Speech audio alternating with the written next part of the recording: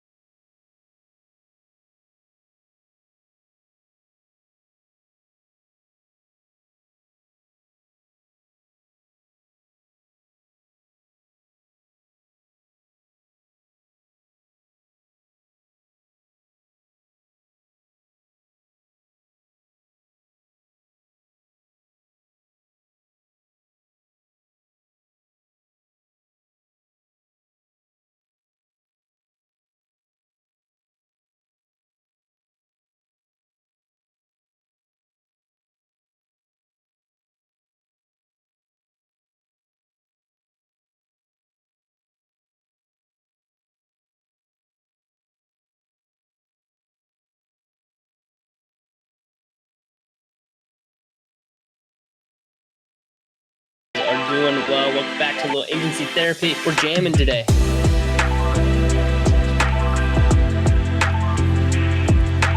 The messaging that we're seeing on social media nowadays is all very lead generation focused. Do you feel like we're going to see kind of the shift or swing back the other direction?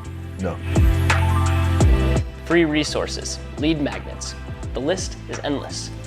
Oh, it did flip.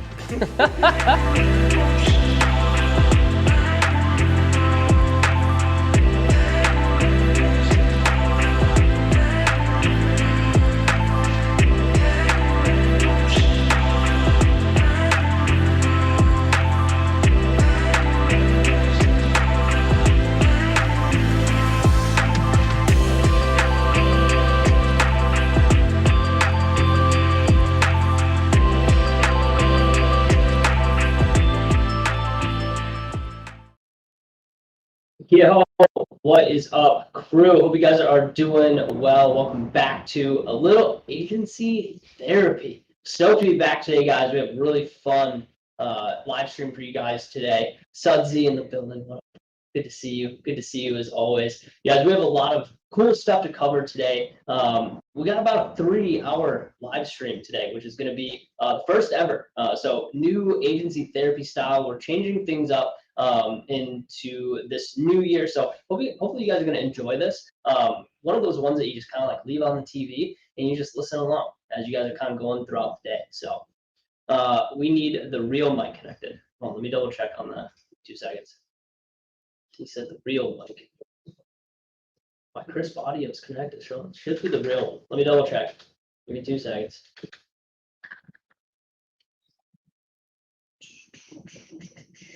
It is the wrong one. Got it. All right, there we go. Now we should be crispy. All right, there we go. Love it. Appreciate it, Felix. But new agency therapy format, guys. I'm really excited for this one. It's going to be way different than anything that we've done in the past. We're going to do some new segments. We got a guest here today, Rob. Rob, what's up? I see you in the waiting room, brother. It's good to see you, man. Stoked to get Rob here in just a second and jam a little bit on some of the more intense drama that we've seen in the online marketing space, especially with the Taylor Watch's old company sales mentor. I recently interviewed Taylor. Taylor is what I would consider a friend in the space, and I appreciate Taylor's passed on a lot of knowledge to me, but a lot of good learning lessons that we can pull specifically from some of the drama that we've seen inside of the FTC and how to mitigate some of the risks that we're seeing in things like $100 million offers, especially on the guarantee side of things. So excited to talk with Rob today on that. Of course, we have some new segments, which I'll introduce, but we're going to jump straight into the Miro board today, guys. Have a good opportunity to jam on a bunch of different subjects today. We'll have opportunity to do some Q&A as we go along too. But I don't want to leave Rob waiting too long. So I want to introduce our first segment, jumping into it, guys. Let me do a little share screen and we can hop right into it.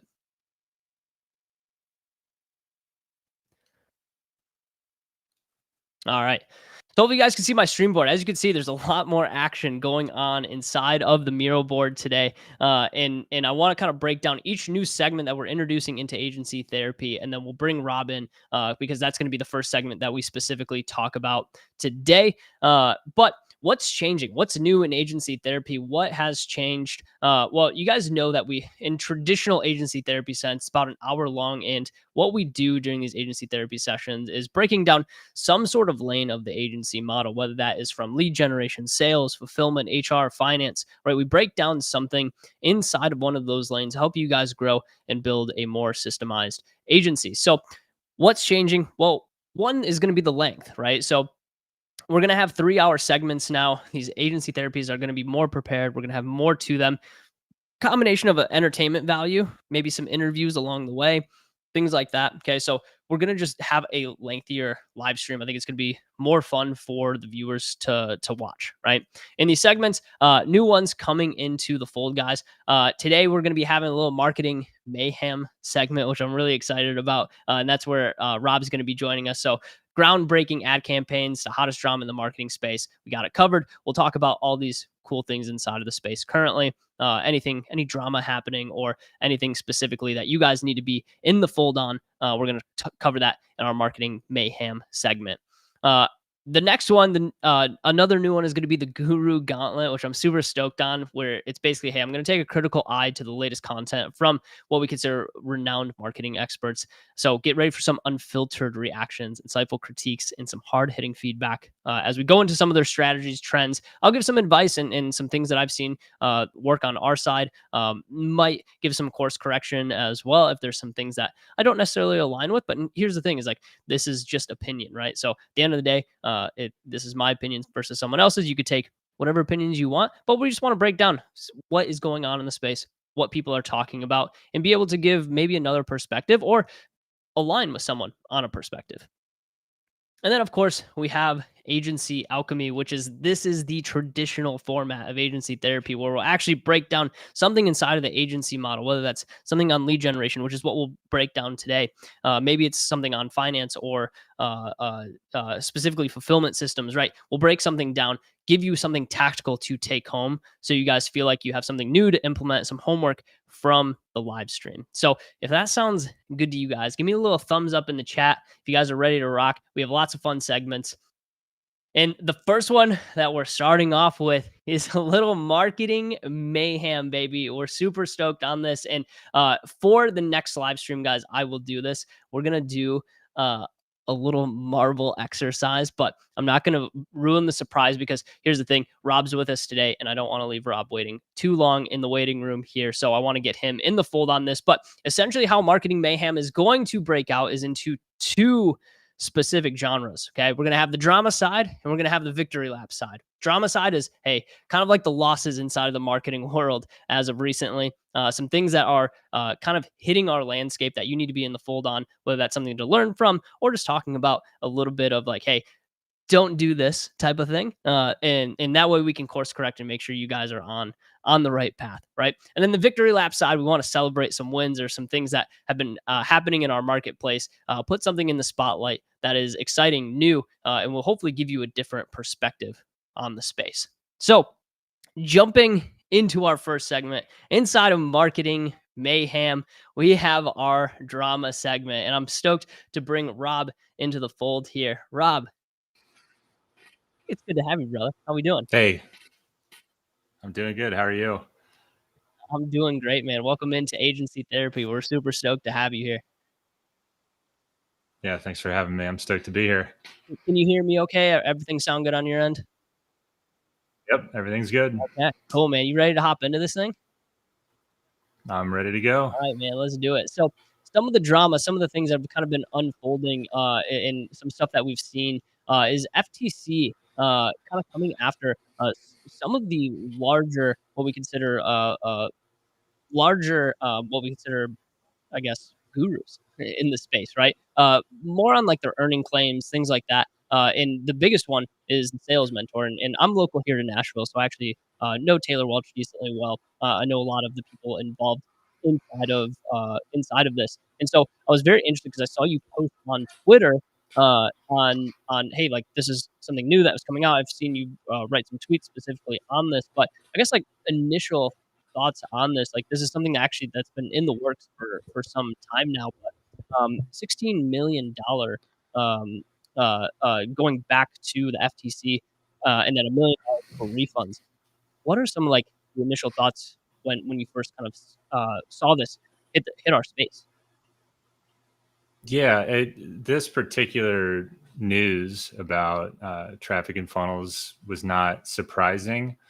I didn't know who was going to be the target of an FTC action about this, but it was pretty clear or a pretty safe bet that we were going to see some enforcement action like this around this time. And the reason I say that is because in 2021, the FTC sent out 1,100 warning letters to different businesses, specifically about false or misleading, in the FTC's view, earnings claims. And when the FTC sends letters like that, you can expect that some kind of enforcement action is going to follow not too far out from that. Okay. And so here we are. And the FTC also has been paying closer attention to earnings claims with money-making opportunities in particular. They announced a notice of new rulemaking a couple years ago, where they're considering beefing up the rules around this. So it's one of the items that has been a priority for the FTC for a few years now. And so the fact that we have a case like this that has come out is not surprising. It was sort of to be expected. Okay. And when the FTC is kind of doing their initial reach out saying like, hey, like you can't make these types of claims, is it more of like a warning and like, hey, they're going to give you a chance to kind of redact some of the things that you're putting out into the marketplace and fix your course? Or is this like, hey, we're sending you a warning and we're also coming after you? The recipients of those notices that I was talking about, the FTC made clear with the list that the fact that you're on this list doesn't even necessarily mean that we've identified anything that you're doing wrong. It's just we've identified that you might be somebody who historically or we think might some future make these sorts of claims, and we want to make sure that you understand what your obligations are when you do that. That's one aspect of why they send those letters. So it's not like they've already done some digging and they necessarily have found something that they want to take a further look at. It's like, you're in this industry as far as we can tell, and we want to make sure that you're aware of these rules. The other reason they send those letters out, without getting too far into the weeds, is it allows the FTC to take a more aggressive action if a recipient or if a business has already received one of those notices about a specific category of conduct, and then after receiving that, the FTC finds out or discovers that that business has violated whatever that letter is about after receiving it, then the FTC has more tools at their disposal to more quickly get the sort of result that they want, meaning money from the business. And the reason why this they sent letters like that and why that's a popular tactic for the FTC right now, especially, has to do with a Supreme Court case from a few years ago that effectively stripped the FTC of some of the tools that they had to go to court and get money out of defendants. And I think like that discussion would probably be not totally relevant to what we want to talk about today, but Sure. That's one of the reasons why they're using this letter tactic and sort of blanketing industries where a certain rule that they want to enforce might apply to those recipients. And then if they continue to violate whatever the FTC has an issue with, then they can take more aggressive action. Yeah. Now, Rob, you've been in the digital marketing, e-commerce type space for quite a while now. one thing that we kind of often hear about the FTC is like, hey, like these guys are kind of just like witch hunters, right? Like they go after people. Like, have you ever seen that as a case of like, hey, like the FTC kind of oversteps their bounds and is going after people that are really playing by the rules? They're just, maybe one of these agencies or one of these consulting or coaching programs, they get so big that they just get on the radar of someone like the FTC? Or is it pretty like, hey, if the FTC comes after you, it's probably for a pretty good reason? It's both, really. I mean, there's a lot of criticism levied against the FTC in terms of overreaching. There's currently a challenge to essentially the constitutionality of the FTC as an organization that's pending before the Supreme Court, and challenges as to whether they're even allowed to act as essentially judge, jury, and executioner in the way that you could say they are right now. On the other hand, it's not, in my experience, the case that the FTC is going to bring an enforcement action where absolutely no rule has been violated just because they want to throw their weight around because someone got too big. That, at least in the context of the advertising related stuff that they police, you can certainly argue that they might overreach or be too aggressive where there was no intent to do wrongdoing, or you can debate whether the rules that they enforce actually advance the goal of making the marketplace more fair, or are they just anti-business, or do they really care about consumers anymore? Those are like kind of more academic discussions, but it's not the case that they're in the business of bringing frivolous enforcement actions. Yeah. So, and the other thing about this is, like, especially when cases are resolved via an agreement like what we have here, we don't really know exactly everything that went on behind the scenes and what evidence was presented or not, and what the FTC found satisfactory or what they didn't. So, it's hard to say exactly how much wrongdoing was there, and were there extenuating circumstances, and is this bullying or is this legitimate enforcement activity that helps people out versus just trying to stifle business. Yeah, for sure. And kind of like opening back up our stream here and the agency therapy stream board. I think it's a good idea to like kind of show our audience, hey, like, what is sales mentor? Because really, traffic and funnels wasn't the thing that that was kind of gone after. Like that was part of it for sure, but like it seems like sales mentor was the segment of the business that they were really focused on. And I don't know if you saw that, like there was a lot of mention of sales mentor in the brief and in a lot of the documentation. And I don't know if you saw the same thing or not, Rob, but that's kind of what I noticed. I read the complaint and I read what the parties agreed to do, and it's all about sales mentor. So yeah. Okay. Gotcha. And I think it's especially this video here. I don't know if you've seen this YouTube video, and I think this is where they've gotten some of their information from. This came from the sales mentor.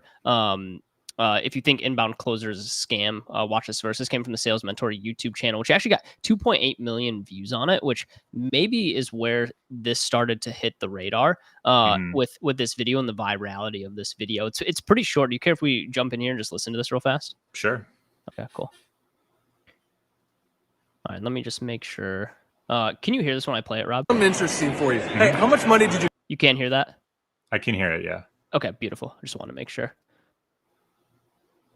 Hey, I've got something interesting for you. Hey, how much money did you make last month? Oops. Sorry about that.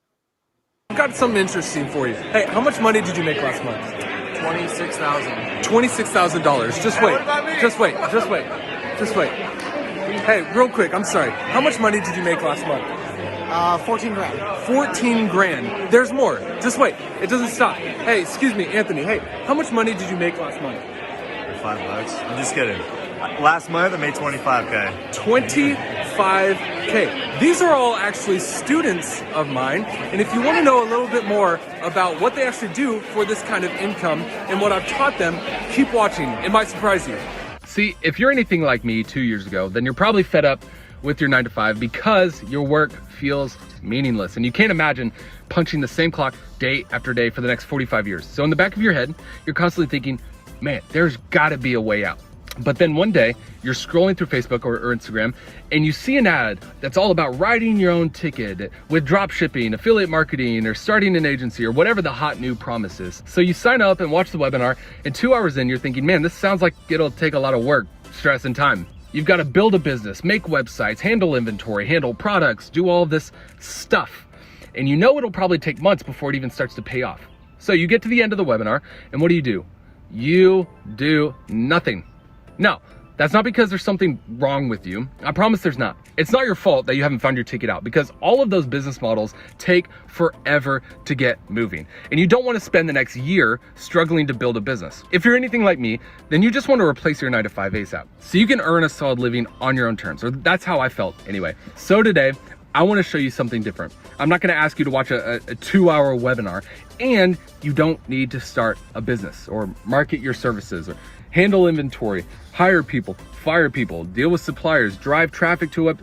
None of that. Instead, I'm going to show you how you can skip all of that and go straight to the money, freedom, and fulfillment that you want, but do it faster without all the risk and the hassle of actually starting a business. See, back when I was hunting for ways to quit my dead-end retail job and I started exploring all these online business models, I got really overwhelmed because it seemed like the moment that I chose a path, I was met with 50 new questions, 50 new problems that I had to solve, 50 new skills that I was gonna have to learn. And since I already worked 40 hours a week, I just didn't have time for all of that. You know what I mean? If you're in a similar place right now, you don't want to add more work to your life, right? You wanna be able to remove it. So instead of starting your own business, you may wanna try what I did. It was simple. I just learned one high demand skill that would put me dead center in a booming $129 billion industry full of wealthy business owners who would stuff my pockets with daily commission checks of $980 or more simply because I had the one skill they couldn't survive without. That way, I didn't need to learn a ton of new stuff, just one skill.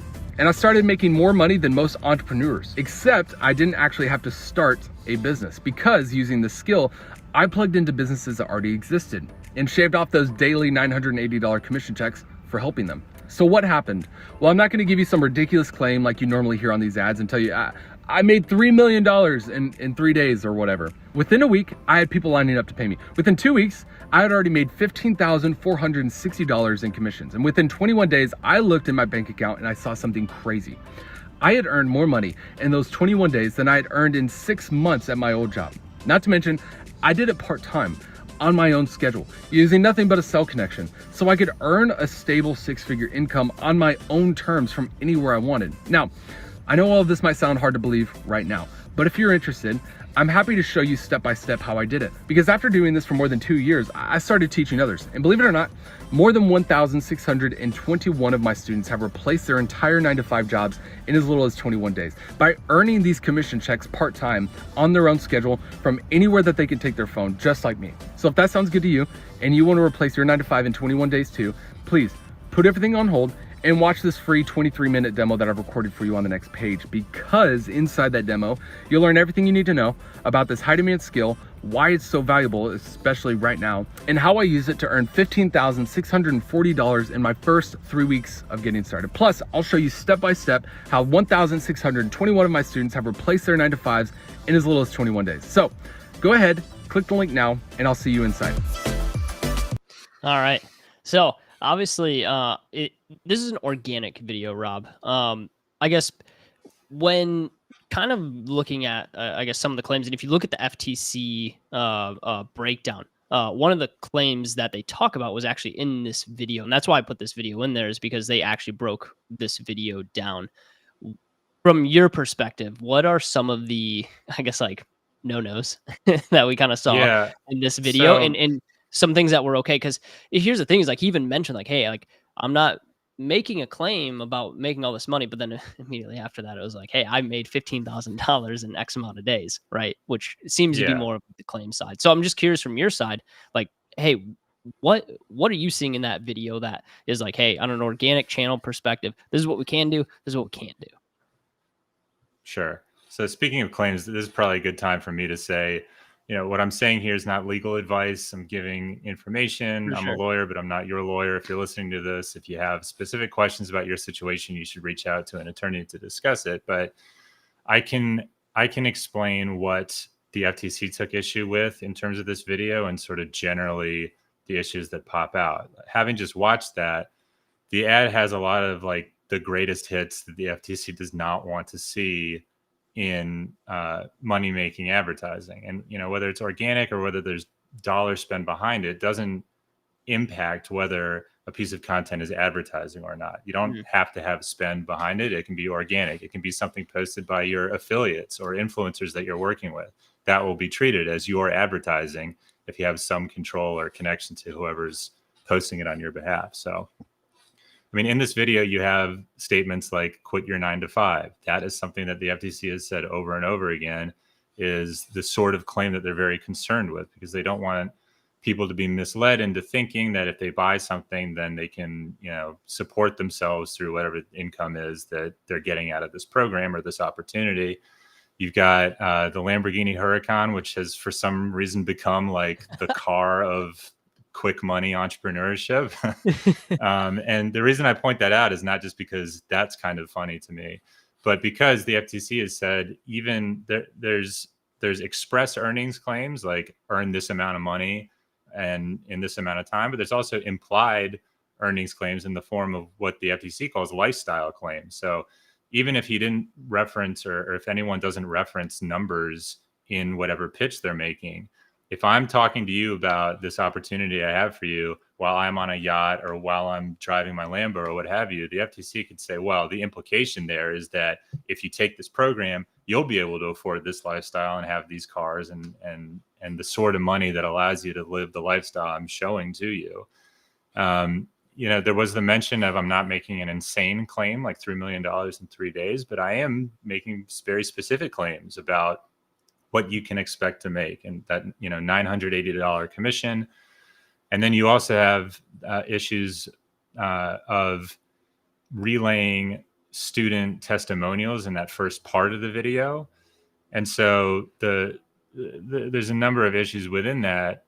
First of all, if you're going to showcase like student or client testimonials about how well they've done or whatever their results or earnings are, the first thing you have to do is be able to substantiate that. And that was one of the issues that the FTC raised here is like the people that we're targeting, they allegedly did not have the evidence to back up the claims that their students are making. Like, did that guy make $25,000 in a month? You can't just take his word for it. You need to have evidence on hand that you could show a regulator if they knock to say like, yeah, this is actually true. But even if that is true, if you can support the fact that that student or that client made 25 grand, if that is not what the typical student can expect to make when they complete the course or when they enroll in the course, then you have to clearly and conspicuously disclose what that typical expected result is. So if the typical customer or client only makes $100 in their first month, and you have this person talking about their $25,000 month, then you need to tell people at that time in a way that's unavoidable, like, this is not typical, and here is what the typical result is, and you need substantiation for what you say the typical result is. So if you say typical client's going to make $100 a month in their first month, you also need evidence on hand showing that that's true, that you can back that up. Yeah. So, and then the last piece that I was sort of making a note of was when he's talking about his own experience. It's the same situation there. Like, even if it's true that I achieved these numbers within 2 months using the strategy I'm about to sell to you, if that's not what the typical person can expect to replicate, then that needs to be communicated clearly to the audience. Yeah. And those are the issues that come up over and over again in these sorts of earnings claims, FTC investigations and enforcement actions and things like that. Sure. Yeah, for sure. And, you know, a lot of the claims that we're seeing on this side, you know, and specifically that video, desperate to hand you a giant commission check of $980 or more, simply because you have the one easy to learn skill set that their business can't survive without.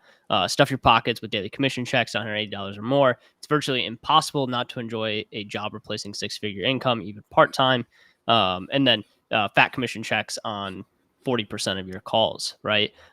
Which there was a pretty long list of different claims. But Rob, from your perspective, like, are there best practices? Because like we have to be able to market ourselves in some way. Like, what are some of the best practices Mhm. around making our own claims? Obviously, having one substantiated evidence that we can back up Mhm. of like, hey, these are the claims. This is exactly what we're able to do. But is there like good workarounds? Or are there ways that we can talk about what we can do as a digital business? Because like I own a consulting firm, right? And for me, like we do grow a lot of our agencies, right? And like, do we have to take an average? Like, what's the best way to kind of work around the FTC guidelines while still being able to say like, hey, we're really good at what we do? Right. You have a choice to make, and the choice is, do we want to continue to showcase exceptional results? And if we do want to do that, are we willing to also comply with the FTC's rules around the additional information we have to disclose, assuming that those results are real, and present that information? It's going to convert not as well. Like, that's the nature of regulations. If you have to include that sort of language in the way that regulators like the FTC want, you may not get as many conversions. Personally, I think that if I were interested in this area, and obviously my perspective is different probably from the average person who would be, but I would take that as a sign that this agency has their shit together, and they know what the rules are, and they're being upfront with it, and they're taking compliance seriously. That to me would build more trust, even if it's the typical result is not quite as amazing as what these people are saying they achieved. I might take that and think, well, I'm a good student, I'm a hard worker. If the exceptional guy could do it, I probably could too. But at least I now know that that's not what everybody is making. So there's that argument that you sort of have to balance. But if you're going to include those dollar figures, then you need to, and you want to be compliant, which is also a business choice to make. If you want to roll the dice on being on the receiving end of one of these lawsuits, that's a business's prerogative. But if you want to be compliant and you want to use dollar figures like that, then you also need to be comfortable with disclosing in the way the FTC wants. If you don't want to have to make all those disclosures and sort of muddy up your copy with that, you can still sort of, there's opportunities to display the value of whatever you're selling without getting into earnings claims. You could have clients saying like, I felt like I really got my money's worth from this course. The teaching was excellent. I learned knowledge that I don't think I could get anywhere else, and I would definitely do it again. And I'm super grateful, and things like that. You're not getting into specifics or promises about, hey, if you spend X, you'll get Y back. And that's a much safer place to be. And in that way, you're not making earnings claims. So the rules that we're talking about are not going to apply to that kind of content.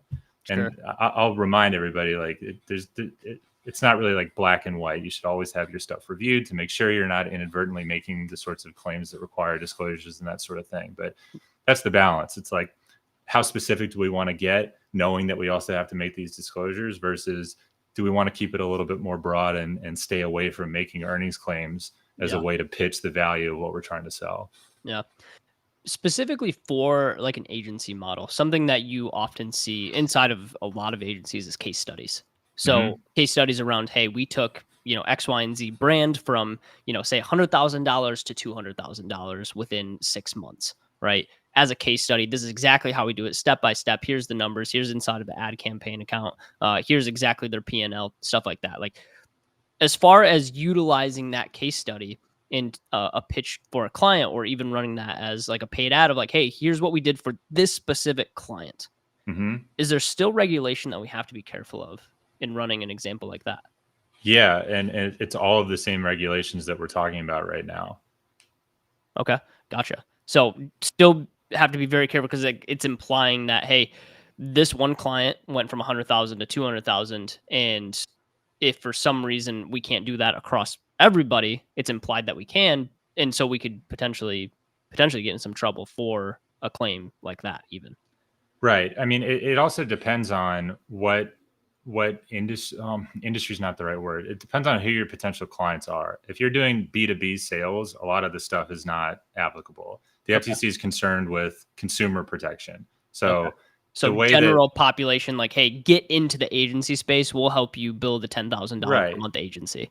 Right. You've seen, I'm sure you've seen, I've certainly seen ads like that or content like that where it's like, hey, quit your stupid desk job and get into the agency space. Anyone can be an agency owner. You can do it from home. All you need is a laptop. Like, that's not really pitching to established businesses. Like, we're a consulting firm and we can help you increase your bottom line. That's a different scenario to, like, you have a cubicle job.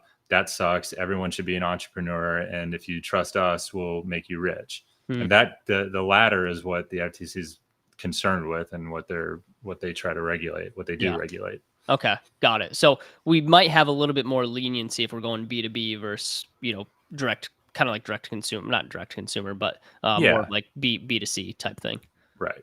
Okay, got it. Okay, super helpful on that side.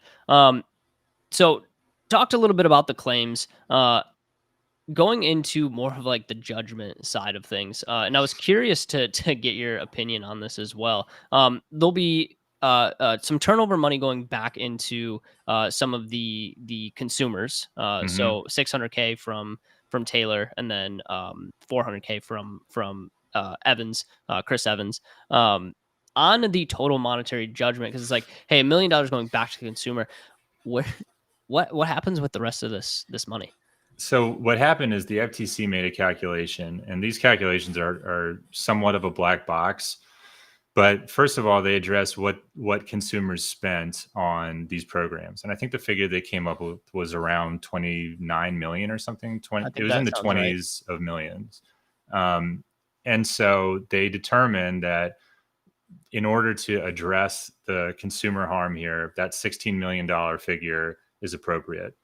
What they said was that and this is very common in resolving FTC enforcement actions, is the defendants have demonstrated that they don't have the ability to pay $16 million. So those individuals and businesses here said, okay, we cannot pay that. We don't have 16 million. We do have 1 million, and that's what we can pay. And so the FTC agreed, all right, you will pay that to us.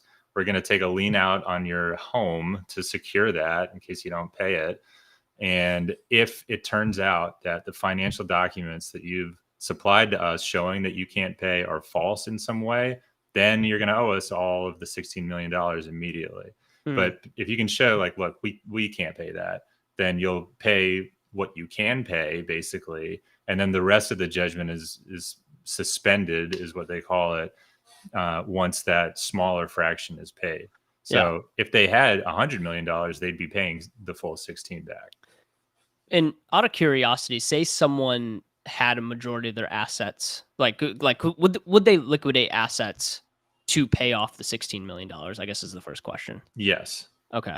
What if those assets are inside of a trust?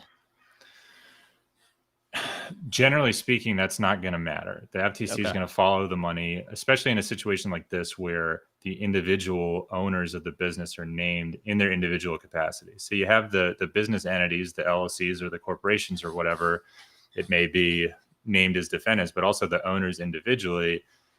That one of the benefits from the FTC's perspective is that they can go after your personal assets. And if you attempt to hide them through some sort of shell game, it's not going to work.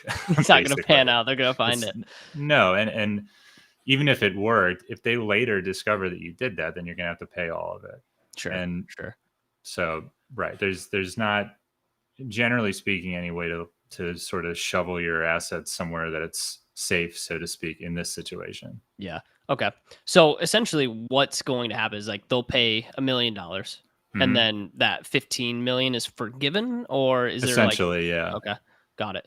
So, I mean, overall, $1 million is a good chunk of money. Don't get me wrong, but in the grand scheme of probably what they made, not too bad as far as like a settlement goes, in my opinion.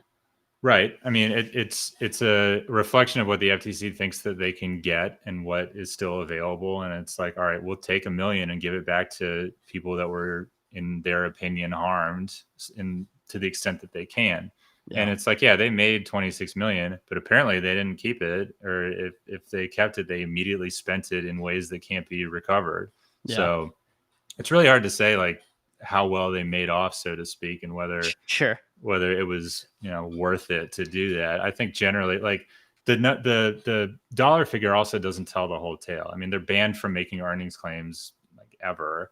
Mm-hmm. And also they have a 10-year obligation to submit compliance reports to the FTC annually about changes to ownership of the business and other categories of information. And you have to hire lawyers to do that, and it's expensive. And you have to hire lawyers to represent you in an action like this. They hired Venable, which is among the best attorneys you can possibly hire to help you with this sort of thing. And I mean, their rates are over $1,000 an hour for the partners, at least. Oh. And so their legal bills were probably significant as well. Yeah. So it's a mistake to think that the dollar figure is the only burden. For the next decade, they're going to have to continue to submit compliance reports to this agency. Is that something that the FTC takes into consideration? Is lawyers' fees, things like that, or are they just like, hey, the 16 million is the dollar amount, like we don't really care about your lawyers' fees? Yeah, that's not an argument that I expect would garner much sympathy. I mean, they always deal with, especially in high profile cases or where there's a significant amount of money, like the FTC knows the people at Venable. Some of them are former FTC staff. And so it's not like you can say, well, look, I'm paying for the best lawyers in the game to help me do this. And the regulator is going to say, okay, well, then you owe us less. It's like, that's your choice and good for you. But this is the amount that consumers we think were harmed and what they're owed to be made whole. Sure. Now, obviously, these guys they're still running businesses and they're still generating new revenue into those businesses. Does that get put into consideration at all of like, hey, like they could pay off the 16 million over a certain amount of time because they're going to continue to generate revenue and profits? Or is it like, hey, the FTC also just wants to kind of wipe their hands clean, be done with it, move on to their next thing? Like how does that work? As to the first part of the question, to be honest with you, I don't know. I'm not aware of a situation where the FTC has said, okay, it looks like you're not going to be broke forever, and so we're going to sort of garnish income from other streams going forward. I think there's probably like a due process issue or something with that. If you're running a totally unrelated business, and we're just going to take revenue from you in connection with something else. I haven't ever heard of that.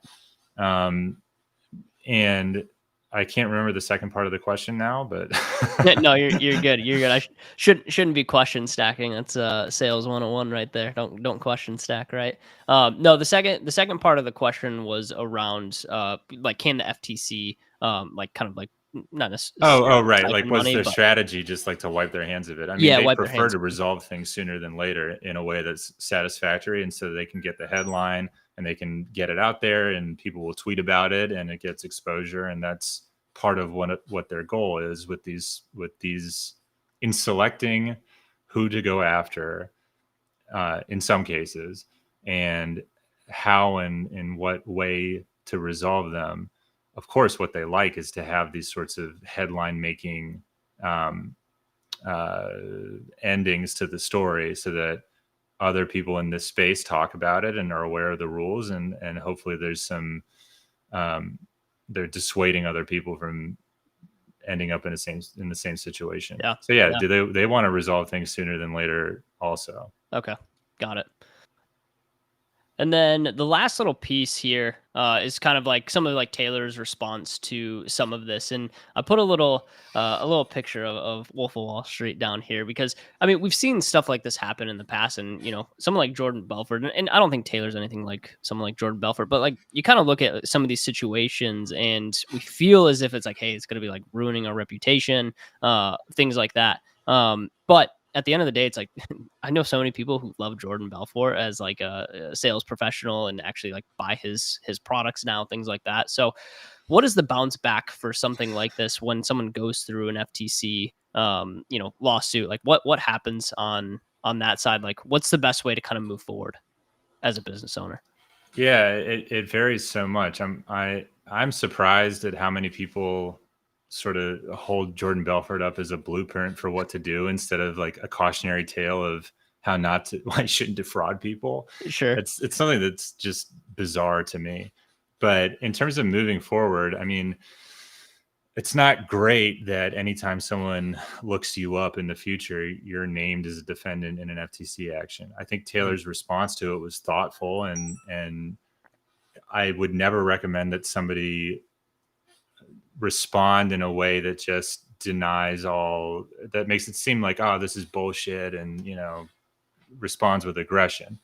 I think that his response was tempered and pretty well written.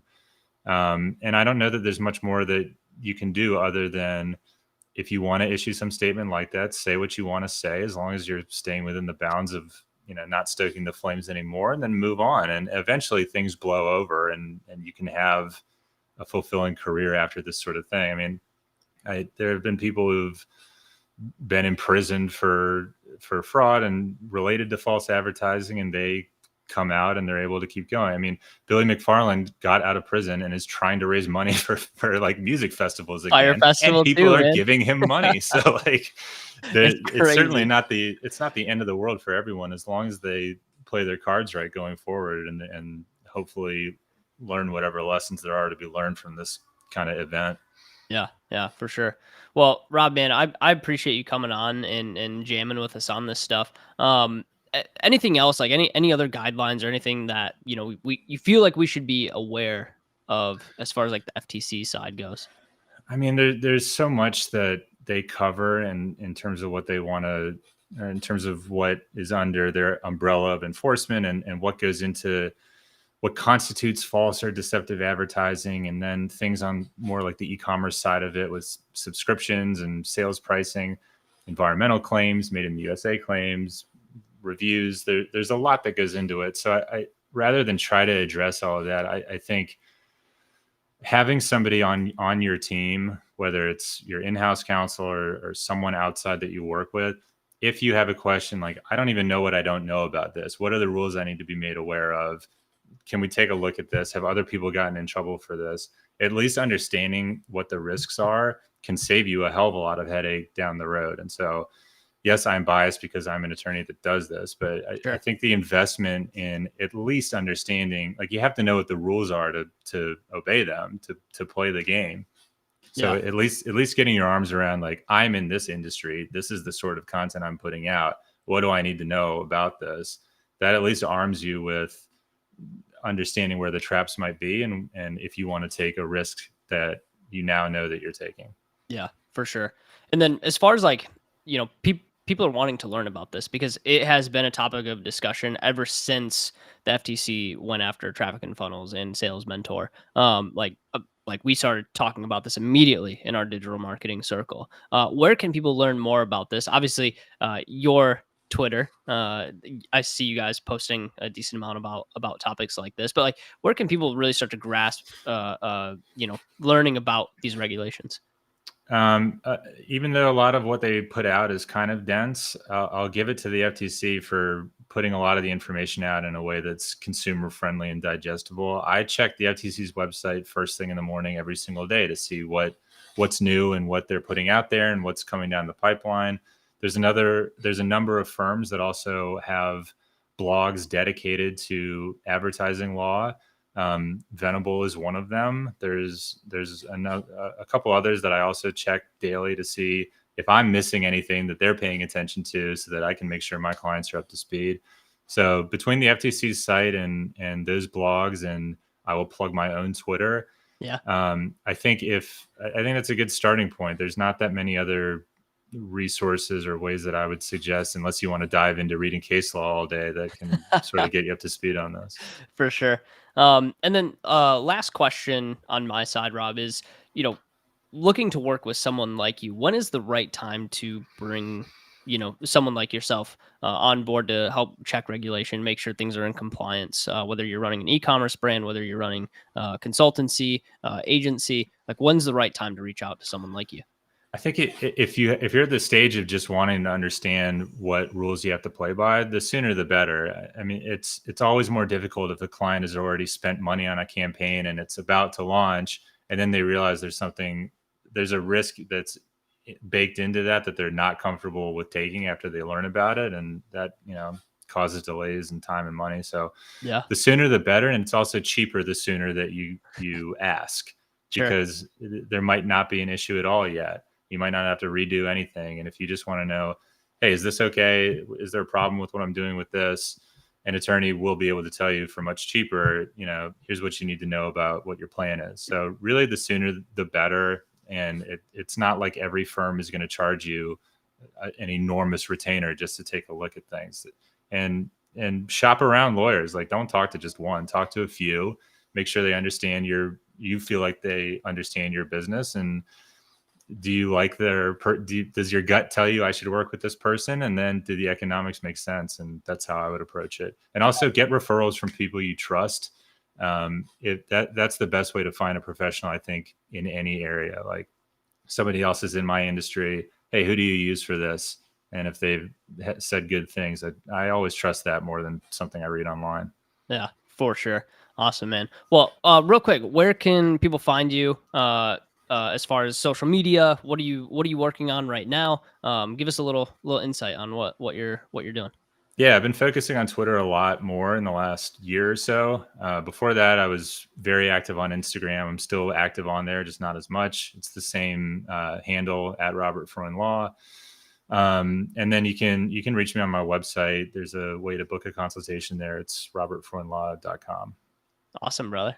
Well, appreciate you coming on, man. Hopefully we'll have you back on in the future. We'll start to do some FTC segments every once in a while, man. So super interesting. Obviously very, very nuanced and specific. So we appreciate you going deep on this subject and giving us some insight.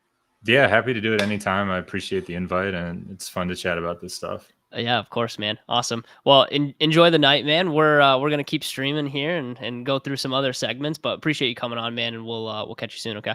All right. Sounds good. All right. Take See care. you, brother.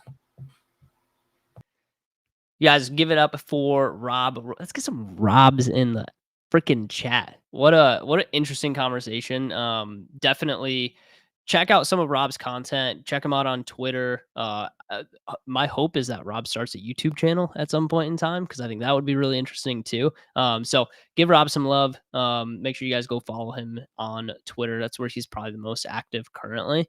And study up on this stuff, because here's the thing: is there's a lot of agencies not staying in regulation and making some pretty bold claims out there. So make sure you guys are staying within the regulation. It's going to keep your business safe. It's going to make sure that you guys are staying in compliance and making sure that you're not running into a situation where the FTC is knocking on your door, because that is not a fun situation. It gets very expensive very quick. So just heed a little warning on that side, guys. Let's go, Rob. Let's go. All right. Let's jump back into the stream board, guys. We got a little bit more to cover today, about an hour in.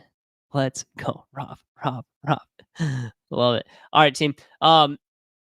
So second half of Marketing Mayhem, we got to take our victory lap today, guys. And I'm super stoked to be talking with you guys on a little bit of Liquid Death. And if you guys aren't familiar with Liquid Death is a brand pretty recently just came out, and I would say the last few years has really hit the map, specifically on hydration.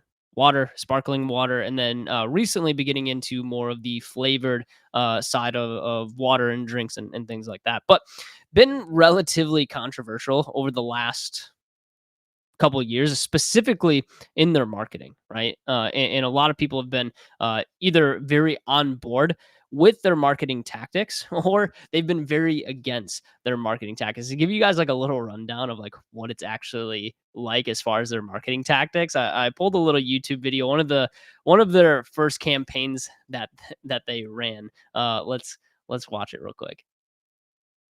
I'm Sheree DeVille, adult film star and stepmom to the internet. And when I want to murder my thirst, I reach for a can of Liquid Death mountain water, because even though I'm into getting my by somebody who can really, one thing I'm not into is single-use plastics.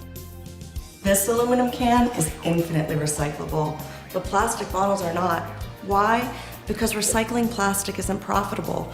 Most just end up in our landfills and oceans. Miss DeVille, your stepson is ready. Thank you.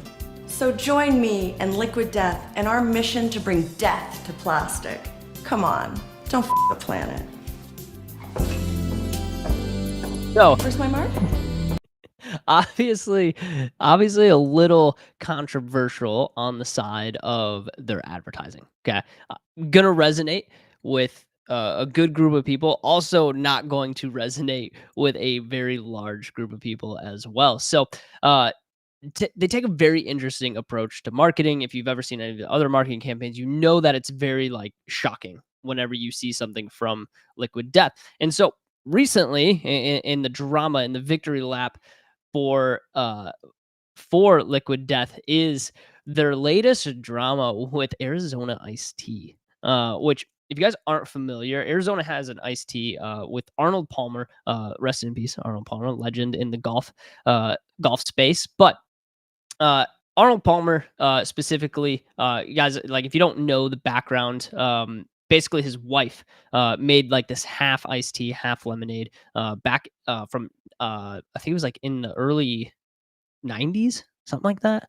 And essentially, they had this idea, but in 2008, the tea was essentially doubling in sales when they brought it to market, right? And then within 10 years, the brand hit $100 million in sales in just the Arnold Palmer, and then sales surpassed $300 million by 2022. So this one, Arizona Iced Tea is a pretty large brand. They were really well known. If you guys remember back in the like late 90s, early 2000s, they're 99-cent cans of iced tea, and it's like these really big cans, right?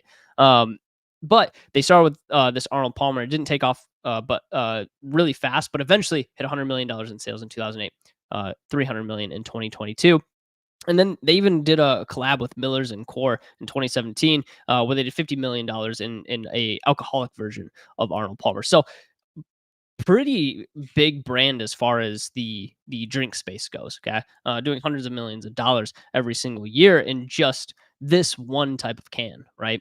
And so Liquid Death released a new one called Armless Palmer, which was pretty much the same concept of half iced tea, half lemonade, but they ended up getting a cease and desist from and we're not 100% sure if it was like the Palmer family or the Arizona, or there's like another beverage company involved with Arizona Iced Tea that I think is owned by them, but got a cease and desist for the name Armless Palmer.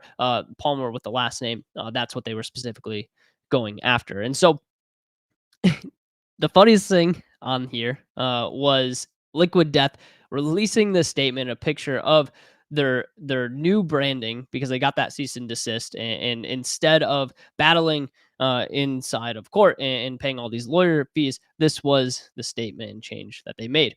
If you like Armless Palmer tea lemonade, then you're going to love our new Dead Billionaire tea/lemonade. Why? Because it's the exact same thing, only now it has a way cooler name that won't require us to fight a senseless legal battle with a large enterprise who sent us a letter saying we can't use the word Palmer, and who are also partnered with a giant iced tea corporation, both of whom have far more money to burn on legal fees than we do. Our new Dead Billionaire cans have started to trickle out on Amazon and will begin hitting retail shelves in the spring. Experts are predicting potential brawls in retailers as customers fight over remaining Armless Palmer cans before they become extinct forever, reselling as collector's items for billions of dollars. So that was their response. They ended up changing it to Dead Billionaire, and Twitter went berserk.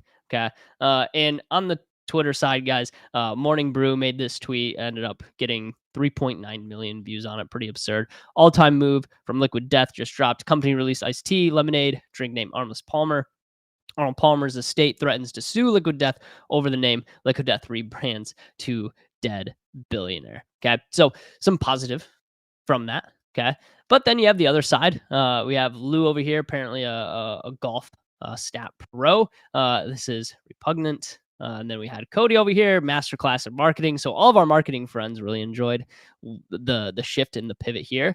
And then we have some people kind of play in the middle. It's a legit marketing play, but it's also pretty heartless to a Legends family.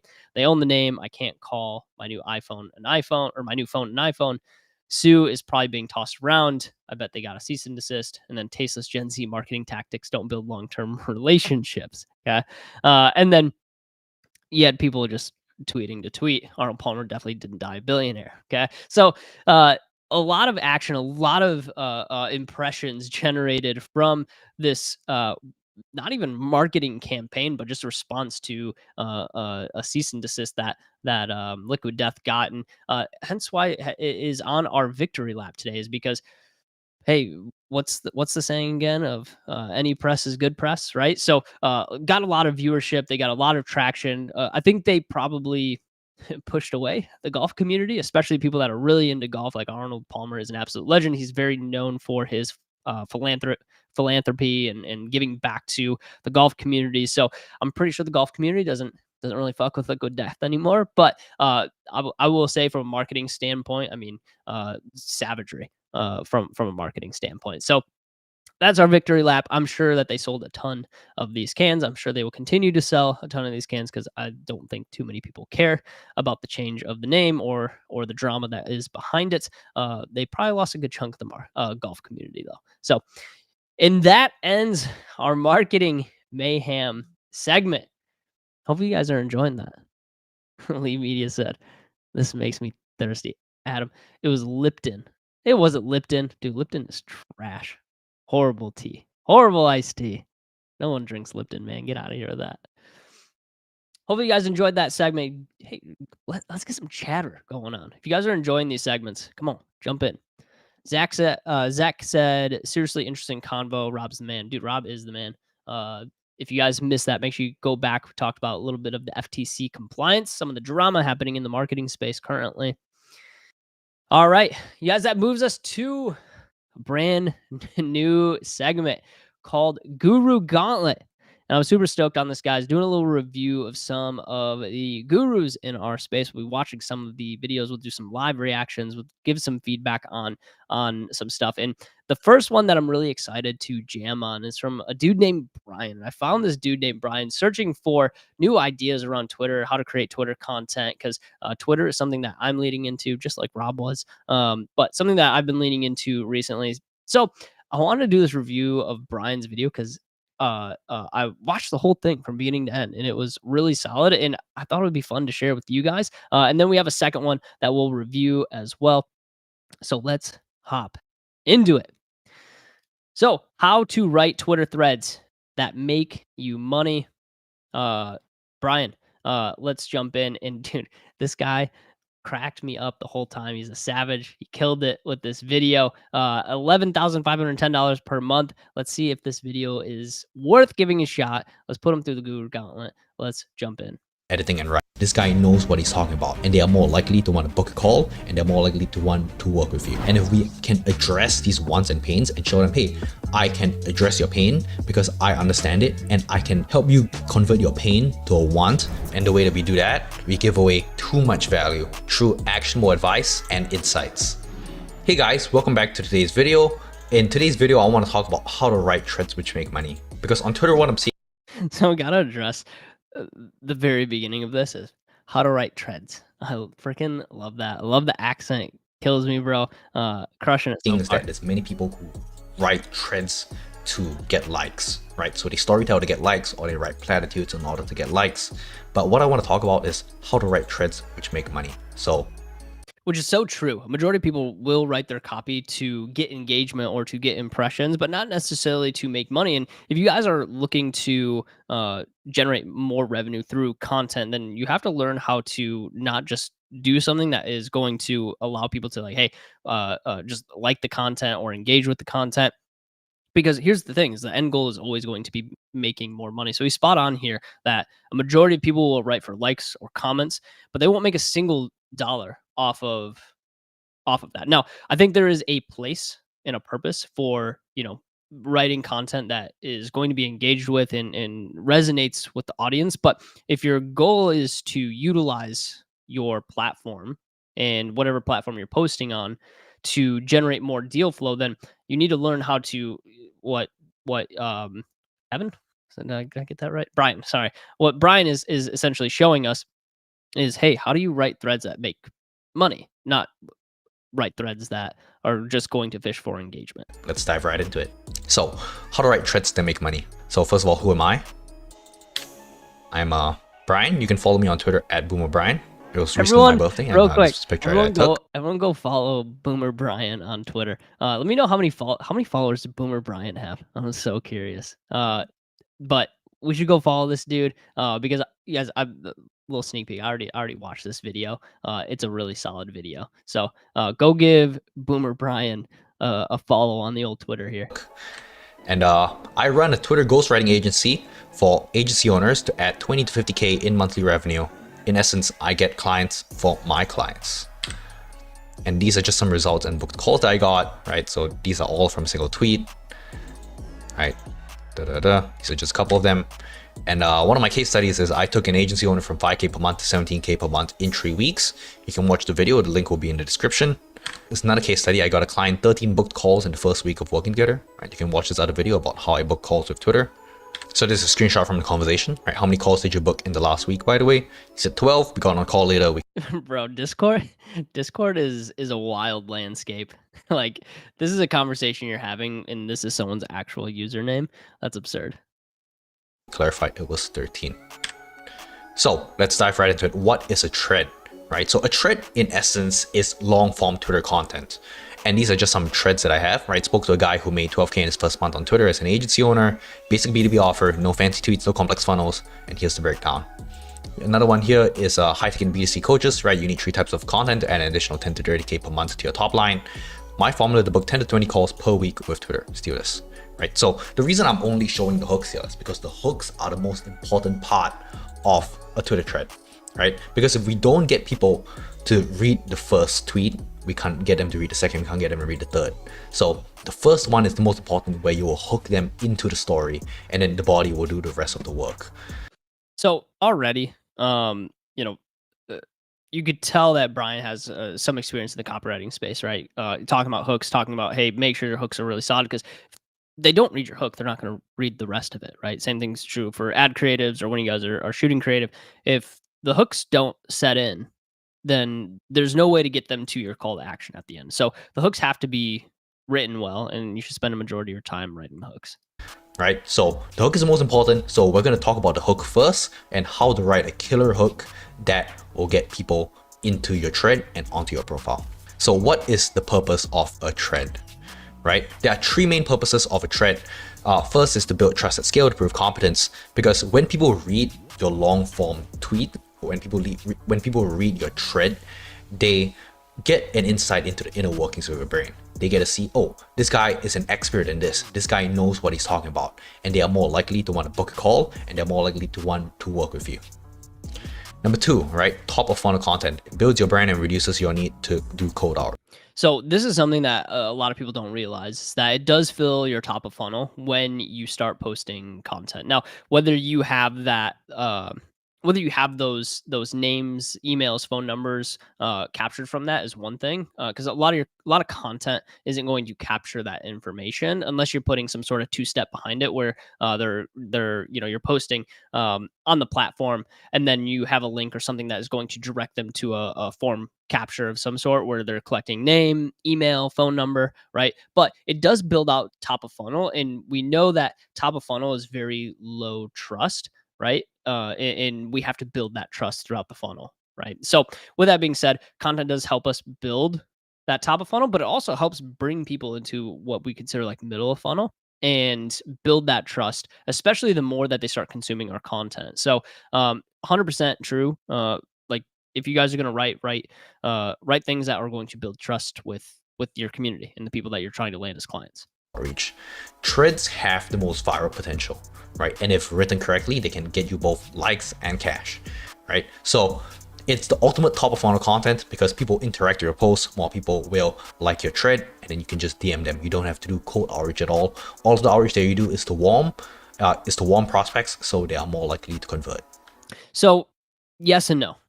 When someone consumes a piece of content, they do warm up a little bit, but I will say a majority of people that you're writing to, and if a tweet goes viral, it's still going to be a pretty cold audience. You know, one tweet, you might bring some people into the bottom of funnel, you might cross them into conversion. It's 100% right on that aspect. But I will say, like, it doesn't warm up everybody immediately.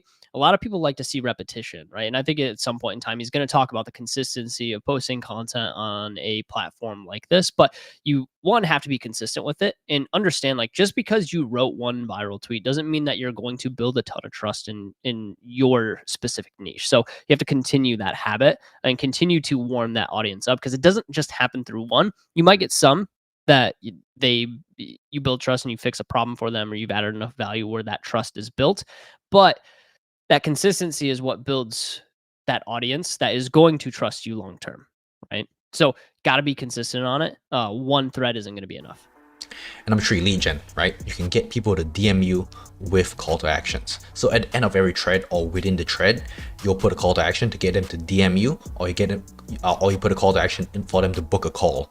And that way you can get more and more booked calls from your profile. So most people write for likes, but we don't want to do that. That's a mistake that many people make, especially if you're an agency owner. You don't want to be writing for likes, you want to be writing for booked calls, right? And this is just an example that I did previously. How to overcome anxiety in 60 seconds. I wrote this back in January because this was something that I didn't understand, right? So is there anything wrong with this thread? Not really. But does it target my ideal customer? Will it get me more clients? No, it won't, right? Because my ideal client wouldn't be looking for therapy from me, right? They're looking for ghostwriting for me. So this is bad thread. So today I'm going to talk about how to write for cash, or more specifically, how to write to attract clients. So I'm going to take you through my thought process when writing a thread, or the bird launch framework. So let's dive right into it. So it's a simple 3-step framework where number 1, we figure out what do I want to talk about, right? Based on the wants and frustrations of our clients, the requirements for virality, and how to write body, and the call to action. So what do I want to write about? So to determine what we want to write about, we always have our ideal customer in mind. The ideal customer is king, because our ideal customer has corresponding wants and corresponding pains, right? And if we can address these wants and pains and show them, hey, I can address your pain because I understand it, and I can help you convert your pain to a want through this vehicle, which is my service. So how do we do market research for our ideal clients? Right? So there are a couple ways we can do it. We can go on Quora, where people will ask questions on these forums and you can just read up about it. Or even better, you can go on Reddit, right?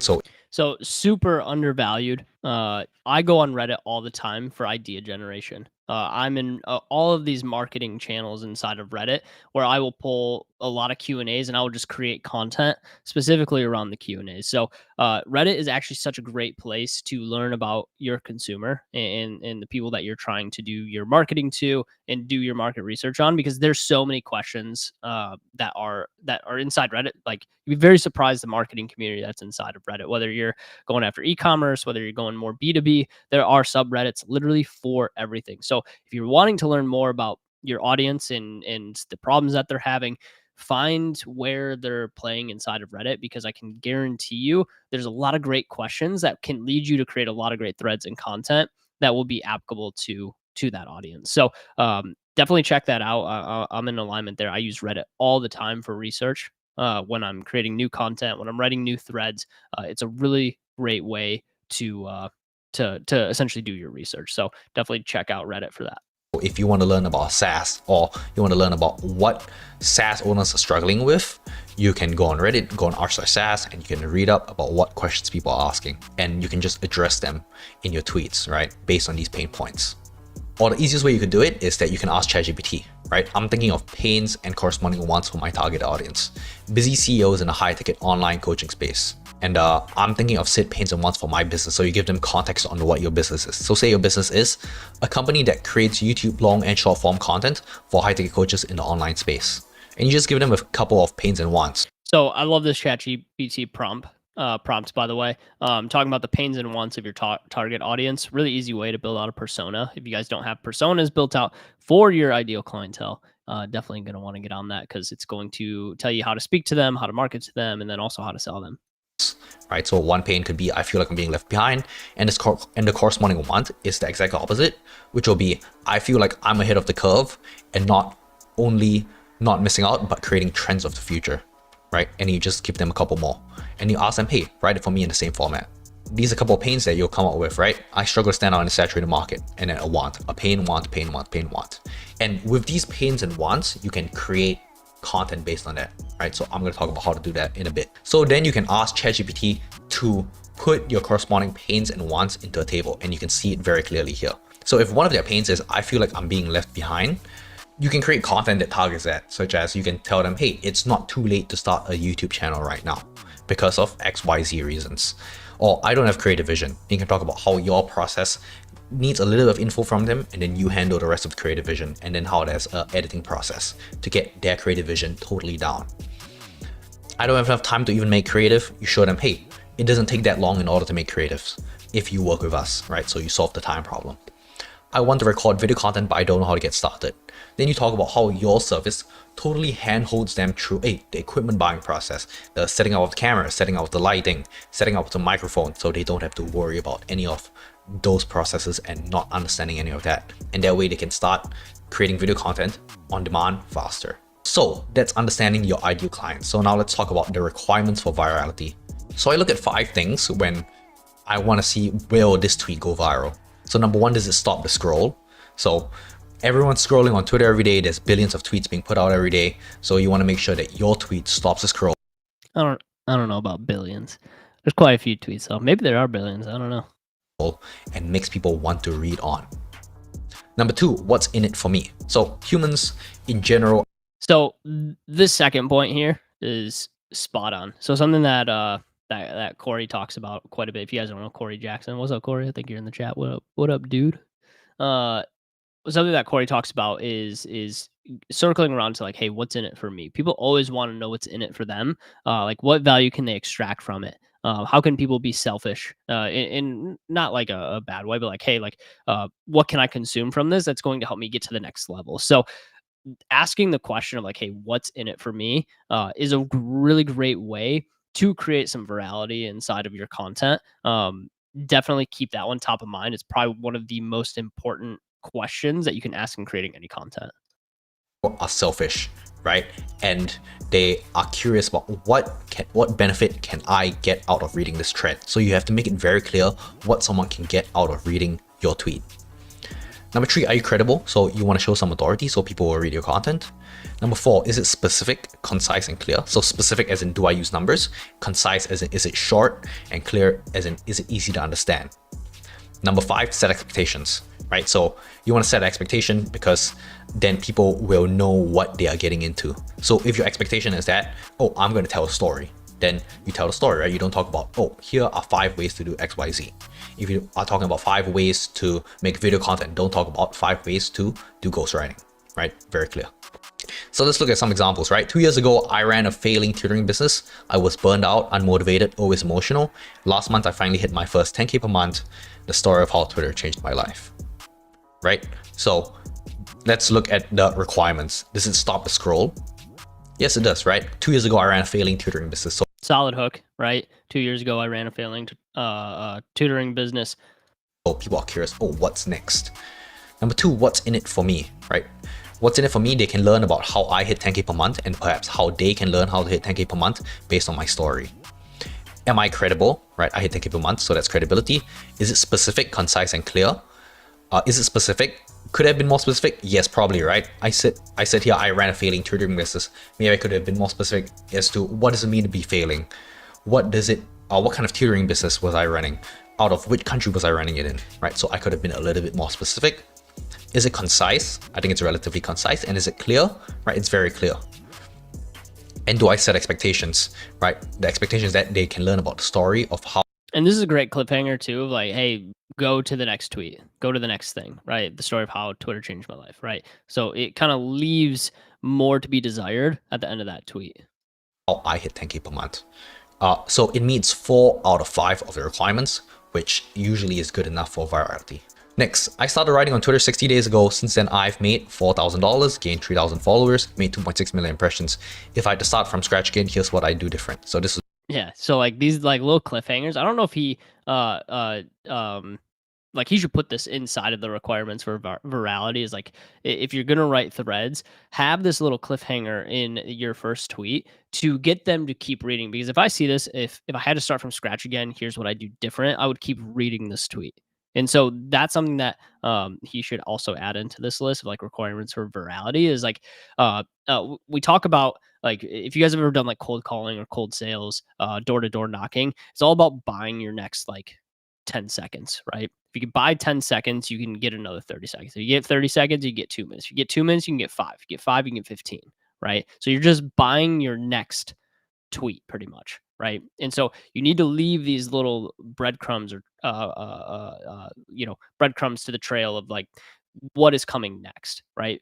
And that's the importance of these like last statements here. If I had to start from scratch again, here's what I do different. Leave those breadcrumbs. They become really effective in creating content, and keeps people reading. And when they keep reading and they spend more time on the app, that algorithm is going to get triggered. It's going to put it in front of more eyes for you, and it's going to trigger some of that virality. This was back in February, right? So number one, does it stop the scroll? I started writing on Twitter 60 days ago, right? And then people are like, so what? What is next, right? So it does stop the scroll. Number two, what's in it for me? Right? They can learn how to make money on Twitter, or how to gain followers, right? Or they can learn what mistakes to avoid if they were to start again. Number three, am I credible, right? I've listed all these achievements, so yes. Is it specific, concise, and clear? I think it's relatively specific, right? I use numbers here. Is it concise? Yes, it's as short as it can be. And is it clear, right? It's very clear what I'm going to be talking about. It's very clear what my numbers are.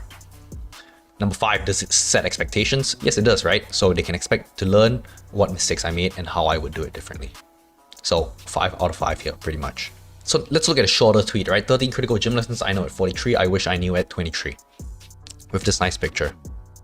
So number one, does it stop the scroll? Yes, it stops the scroll, right? Because it's 13 critical gym lessons and there's this beautiful picture. Number two, what's in it for me? I get to learn about the 13 gym lessons, right? So that I don't have to make 20 years of mistakes. So this is a legit tweet right here. 5.6 million impressions. That's pretty absurd. So this one obviously did pretty well. I'm curious to know if Dan Go here has a pretty large following or not, but obviously this one kind of took off for them. Are you credible, right? He says here, he does it very subtly, right? He says, I wish I knew at 23 that I now know at 43. So it seems like he has 20 years of gym experience, which makes him more credible. Number four, is it specific, concise, and clear? Right? So it's very specific, right? He has very clear numbers. Is it concise? It's as short as it can get. And is it clear? Incredibly. Number five, does it set expectations? Yes, we're talking about 13 critical gym lessons. So when I go into the thread, I should be learning about the 13 life-changing gym lessons, not just any random 13 gym lessons.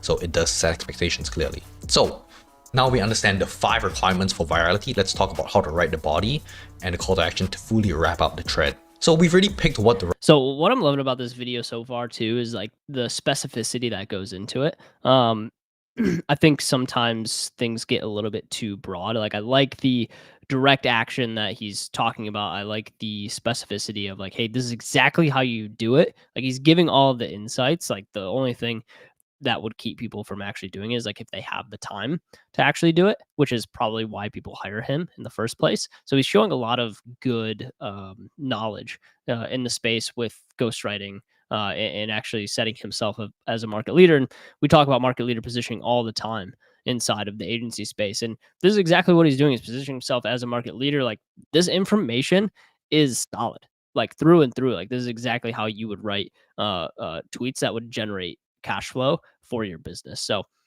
he's crushing it so far. I'm curious what he has to say on like the body and call to action side too. Right about. We've already written a good hook.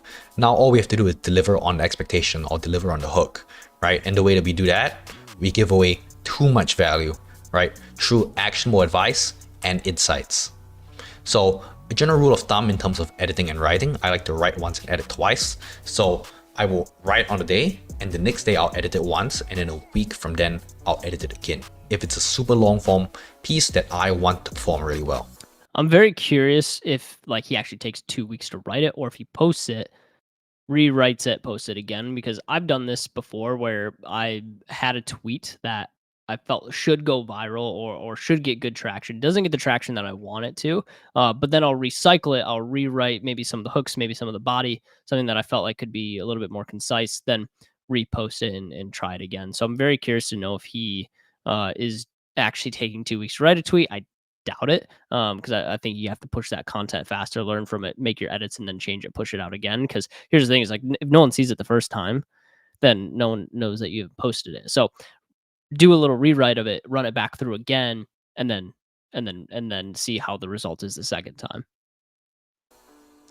And every tweet should make sense on its own. So let's talk about that. I like this last tip here. Every tweet should make sense on its own. It's something that I actually don't even check for. Of like really, I just tell a story beginning to end. So, but it makes sense of like, hey, if someone just saw this one segment or this one tweet, does it make sense on its own? So for every tweet that makes sense on its own, we should use the what, why, how framework, right? What is what you're writing about. Why is why it's important, and how it's actionable advice on using it. So let's look at an example. Number one, case studies are the lifeblood of your business. That is the what. Why, right? You should be milking every single case study until you get multiple clients each. So the why is that case study is important because we want to get multiple clients. And how is the actionable advice, which is the post one detailed breakdown every week. And I just link my breakdown. Call to actions. Call to actions are important because some people just need a push, right? They need you to tell them, hey, DM me. Hey, book a call with me, and then let's have a chat. Right? And this is where I think a lot of people fall through on the content side, is the call to action.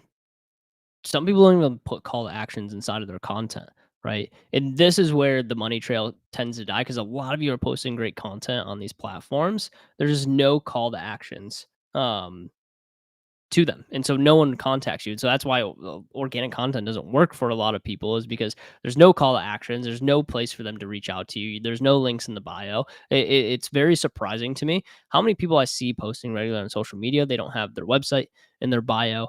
They don't have any call to action. They don't have a place where they can download more resources, right? It's like those things are so important. Like if someone wants to learn more about you, give them the least difficult way to learn more about you. Like you don't want a ton of friction when it comes to like learning more about your company or learning more about you.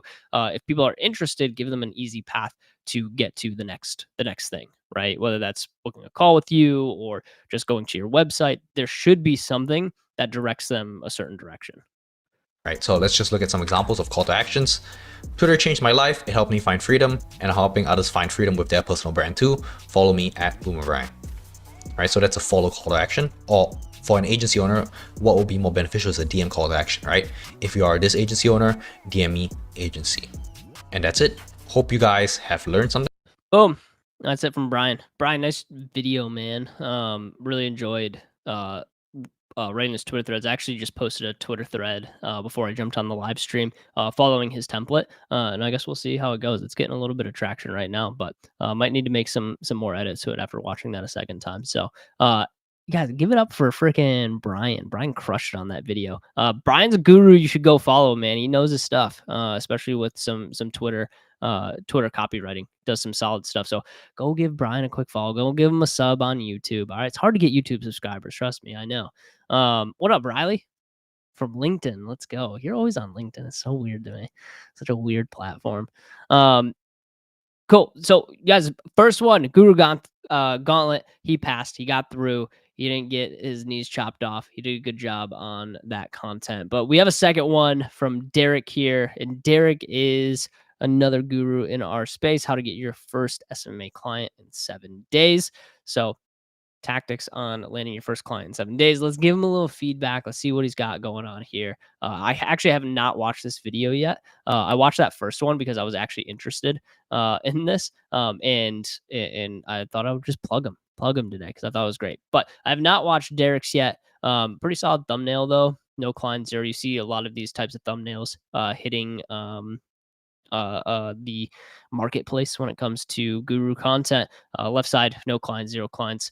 And then on the right side, closed clients, 2,500. So we'll see. Let's see if the thumbnail delivers on what the content actually is.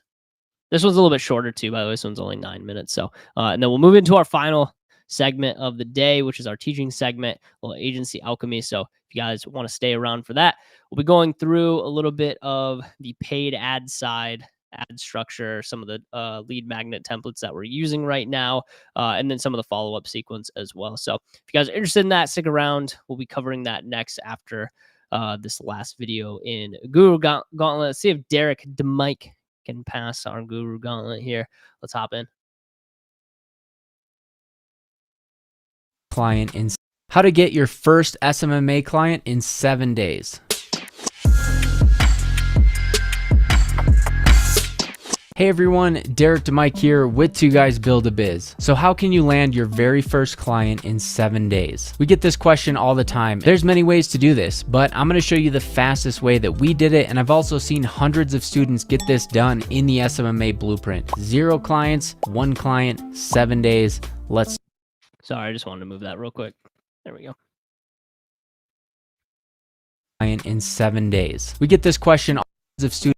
A SMMA or a social media marketing agency was really a fragile idea in our minds. We had no confidence, no experience, and really no results to show of. So it wasn't that long ago when we were in that exact same position you might be in today. So many of you may feel the way I did. You lack confidence, you lack experience, and really knowledge to get the job done and go out into the marketplace and say, hey, this is what I do, this is who I serve, and do you want to do business with me? Rest assured, there is a path. So already he's talking a little bit about market leader position. This is what we do. This is who we are. Maybe a little bit of like, this is why we do it. So, so far, yeah, it's like, those are the things that you need to know to land your first SMA client. So, also I hate the terminology SMA, social media marketing agency. Just start calling them agencies. Can we like reshift our marketplace back to just the agency space? Cause it sounds way better. It's gonna make it sound more to legit. Overcome this. The first thing you need to understand is objections will come your way as a new entrepreneur. And that objection that you will face when you have no experience, no case studies, no clients is really, have you done this before? Show me your work. Do you have any clients that I can call as a reference? Yeah, 100%. So if you guys are looking to land your first client, which I think a majority of people probably in the audience have a little bit more establishment than their first client, but if it is the first client that you're trying to land, it's always the hardest client because you don't have any case studies. You don't really know where to start looking. If you follow Hermosi at all, or you read $100 million leads, he talks about his core 4. We've talked about the core 4 before on some live streams, but that warm audience is what you're going to hit first when it comes to landing your first client. So hopefully he talks about reaching out to people that you already know.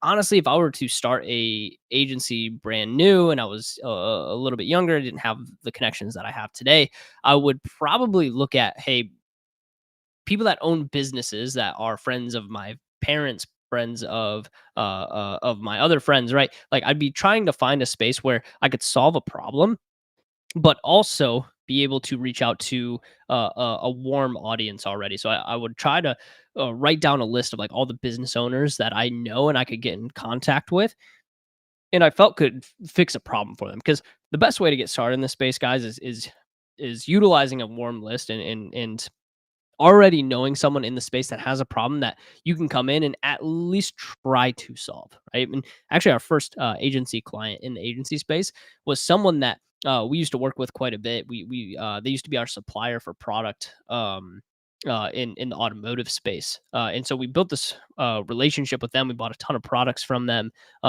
in the first business that we ran, and after that, we started to get into the agency space. And that was the first person that we reached out to because we felt like we could, we knew the problem well enough and that our skill set was good enough to actually fix what they were doing, which was the paid acquisition side of things. They weren't running many paid ads or not very effectively.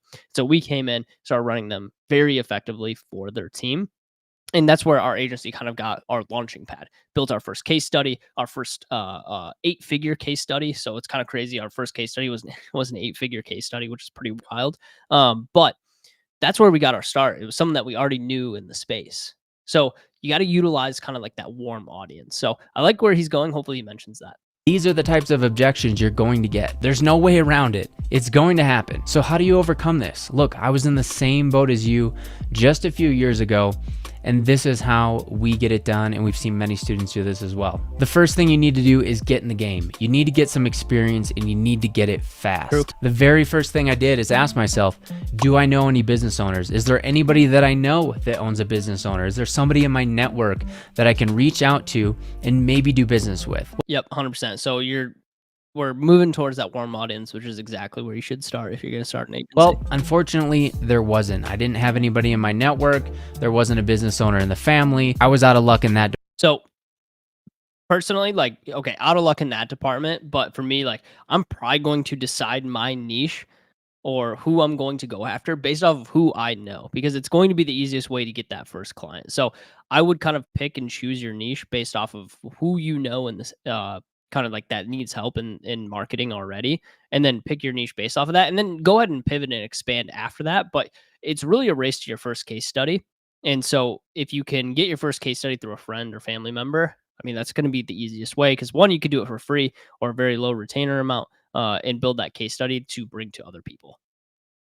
Department, but there are many ways that you can still go out and get experience and have zero network. So don't use that as an excuse, because you can be wildly successful without a network of business owners. So I lived in a small town at the time, and I noticed there was a salon that opened up in town. They didn't even have the storefront out yet at this point, and I thought this would be a perfect business to reach out to. So I reached out to him, and in short, I said, hey, you're a new business, I'm a new business, and I've been taking online classes to run social media marketing ads for small businesses, and before I increase my retainer, I'm looking to take on 1 to 2 businesses on a free trial basis. My intention is to create a successful campaign for you so that Yeah, it's so funny you mentioned free trial, because that's actually what we did with the agency that we worked with. Came in on a free trial, proved out our concept, absolutely crushed it for them, and then from there we expanded into that niche even further, landed more clients off that first case study. So yeah, like honestly, like, sometimes you're gonna have to offer that service for free, maybe for a trial period, 30 days, 60 days, something like that, until you can build those results and show that you can deliver a result that is worth paying for. then I can go and market that to get more clients and build up the foundation of my business. I'll run the campaign for you free of charge. All you need to do is pay a small amount in ad spend and I'll take care of the rest. I'll run the ads, I'll do the creative, I'll send you the leads, and whatever you feel comfortable with, whether it's 50 bucks, 100 bucks, whatever, spend that in ad spend and I'll take care of the rest. So they said yes. We ran a simple giveaway campaign. It was around the holiday time frame, so we did shampoos, conditioners. It was like a whole package that people could win by simply opting in with their name, email, and phone number. A basic Facebook ad that we set up using the internal lead capture form, exactly what we show you in the Fast Path to Cash, the SMMA blueprint. And there was a ton of leads. They got 40 leads that came through. They picked one winner, and 2 weeks later, they announced the winner of the giveaway. And they had 40 other, 39 other leads that they could go after and say, hey, unfortunately you didn't win, but here's 20% off your first visit. So it was a very, very successful campaign. I made a case. Yeah, I mean, savvy first campaign. I love the structure of how they did that. Case study about it. I was pumped. I was ready to go. And I had a lot of confidence to go into the marketplace and start pitching clients. So 2 weeks later, we landed a client for $2,500 a month in a completely different niche. Now, we're not advocates of doing free. And so this is where I think a lot of beginning agency owners have a hard time jumping from their current client roster. And like they're trying to build this current client roster. And here's the thing is like normally the ones that you work for free for aren't going to be the ones that pay you like the $2,500 retainer. So like that first one might pay you like $500 a month, but it's like that's the entry level. And then what you do is you build this case study and then you go get another client with that case study that's going to pay you $2,500. So you need to make that jump relatively quick versus being like, okay, the next person I'm going to also charge $500 for. So I like how he goes from, working for free, but then quickly pivots and changes. Like his first client he signed after that was $2,500 per month. And I think a lot of people, and even like when I started consulting, I started at like $300 per month for like 4 calls, which is absurd. So with that being said, it's like, you have to be able to make that jump relatively quick. And you'll know when to make that jump when people agree to the retainer amount really quickly. So if you get on a call with someone and they're like, yeah, that sounds good, let's do it, right? You know you probably didn't charge enough for that service. So make sure you guys are making those jumps, because here's the thing is like most agencies are going to charge in this range right here, especially for like some local lead gen or local business, roughly that $2,500 range. And then, of course, you got people like Riley who are charging their clients like $40K a month, something absurd like that. So there are levels to the game, of course, but you guys don't be afraid to make that initial jump from some of those lower retainers to a little bit higher retainer, because here's the thing is, if you could show the value and show what you can do, then chances are you're going to land a client that can actually pay those retainer amounts. Cool. Let's keep listening in. Free work in hopes to get paid. But when you're first starting, you're just getting into the game, it's vital for you to get experience, have a case study, and build confidence in yourself. And really, confidence is built by competence in a particular skill set area. So we want to build quote of the day right there. Confidence is built with competence. Competence by having you actually go out and do the work, get a free trial, get some experience, and then be able to go into the marketplace and charge a high ticket offer. So that's exactly what we did. 2 weeks later, $2,500 a month, and we were set to go. And I strongly believe if we didn't do that free trial, we would not have landed that client. We wouldn't have the confidence to go out into the marketplace and close that deal. So it was vital for our success and the foundation of our business. Here's a good example. Erica from the SMMA Blueprint had no experience in marketing, in sales, or business, and she went out and did one free trial for a dry cleaning facility, I believe it was. And hey, you got to give credit to the selfless plug right in the middle. You got to love that. It's hilarious. Adam, sometimes for established agencies, free work to acquire clients works even better because prospects are eager to work with your company. Free value always works. Yeah, man. I mean, free value always works, but there is a tipping point. There is that point where it's like, hey, like we can't, like you got team to pay for, your time is more valuable, right? So there is that tipping point. And normally it's going to probably be around the 10K per month mark. Once you kind of cross that 10K per month, you have a proof of concept, you have a few clients that you're working with. There's no need to really do free work anymore. But I will say, we did a ton of free work in our agency, even at scale. So I guess I can kind of redact that statement, because if we were having a little bit of a slow month, we would order product from all of these e-commerce brands that we wanted to work with.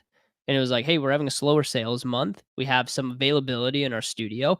Let's shoot content for all of these brands. We'll ship it out to them 100% free. We'll just put it on their doorstep pretty much and say, hey, this is the type of content that we make. We created some, we ordered some of your product. We love your product. We love to work with you guys, but we want to create you guys some ad campaigns, test these out, try them. And then they would test them out and they would convert better than their other ad campaigns. Right. And they're like, oh, we should work with these guys because it's better than what we're currently running. So, I mean, free content can actually work at scale as well. Adam said, I guess at scale, the free work changes. Instead of actually free fulfillment, this could look like a free audit, like we do at Hydra. 100%. Yeah. Like, I mean, we run $1 million consultancy and we run free audits for people all the time, right? Especially if we have some extra bandwidth, we'll run free audits. I think normally we run like 3 free audits a month right now. But it's because we have the bandwidth for it. If we didn't have the bandwidth, we couldn't do that. And for 7 days, ran a campaign, did a giveaway offer, they got a bunch of leads, and then after the fact, they actually decided to pay her $1,500 a month to just keep running similar campaigns for their business. This is a huge upside. You may just get paid for doing this free trial, but that's not the goal. The goal is to get experience, confidence, and be able to overcome the biggest objection that you could face as a new entrepreneur, which is show me your work. Have you done this before? Do you have any case studies? If you do one free trial, you will have the ability to overcome this objection forever. This is a one-time deal that you can do, and you will always have that experience you can fall back on. If somebody ever asks you, have you done this before? Show me your work. And here's a bonus tip. Say you work with them for 7 days and they can't afford you. They can't continue to work with you and actually pay you a retainer moving forward. Say, hey, that's totally fine. How about this? I'll keep running your ads for the next 30 days for free, but in return, if I reach out to a prospect and they want to work with me and maybe they're on the fence and they just need to hear from a current client, can I send them your number and you can connect with them and just vouch for me, let them know I do a good job, and now you're creating. So yes, you can continue to work for free, but it's a fine line, right? Of getting taken advantage of and providing good value to people. Because here's the thing is like we could be working on someone's account that will pay us eventually, right?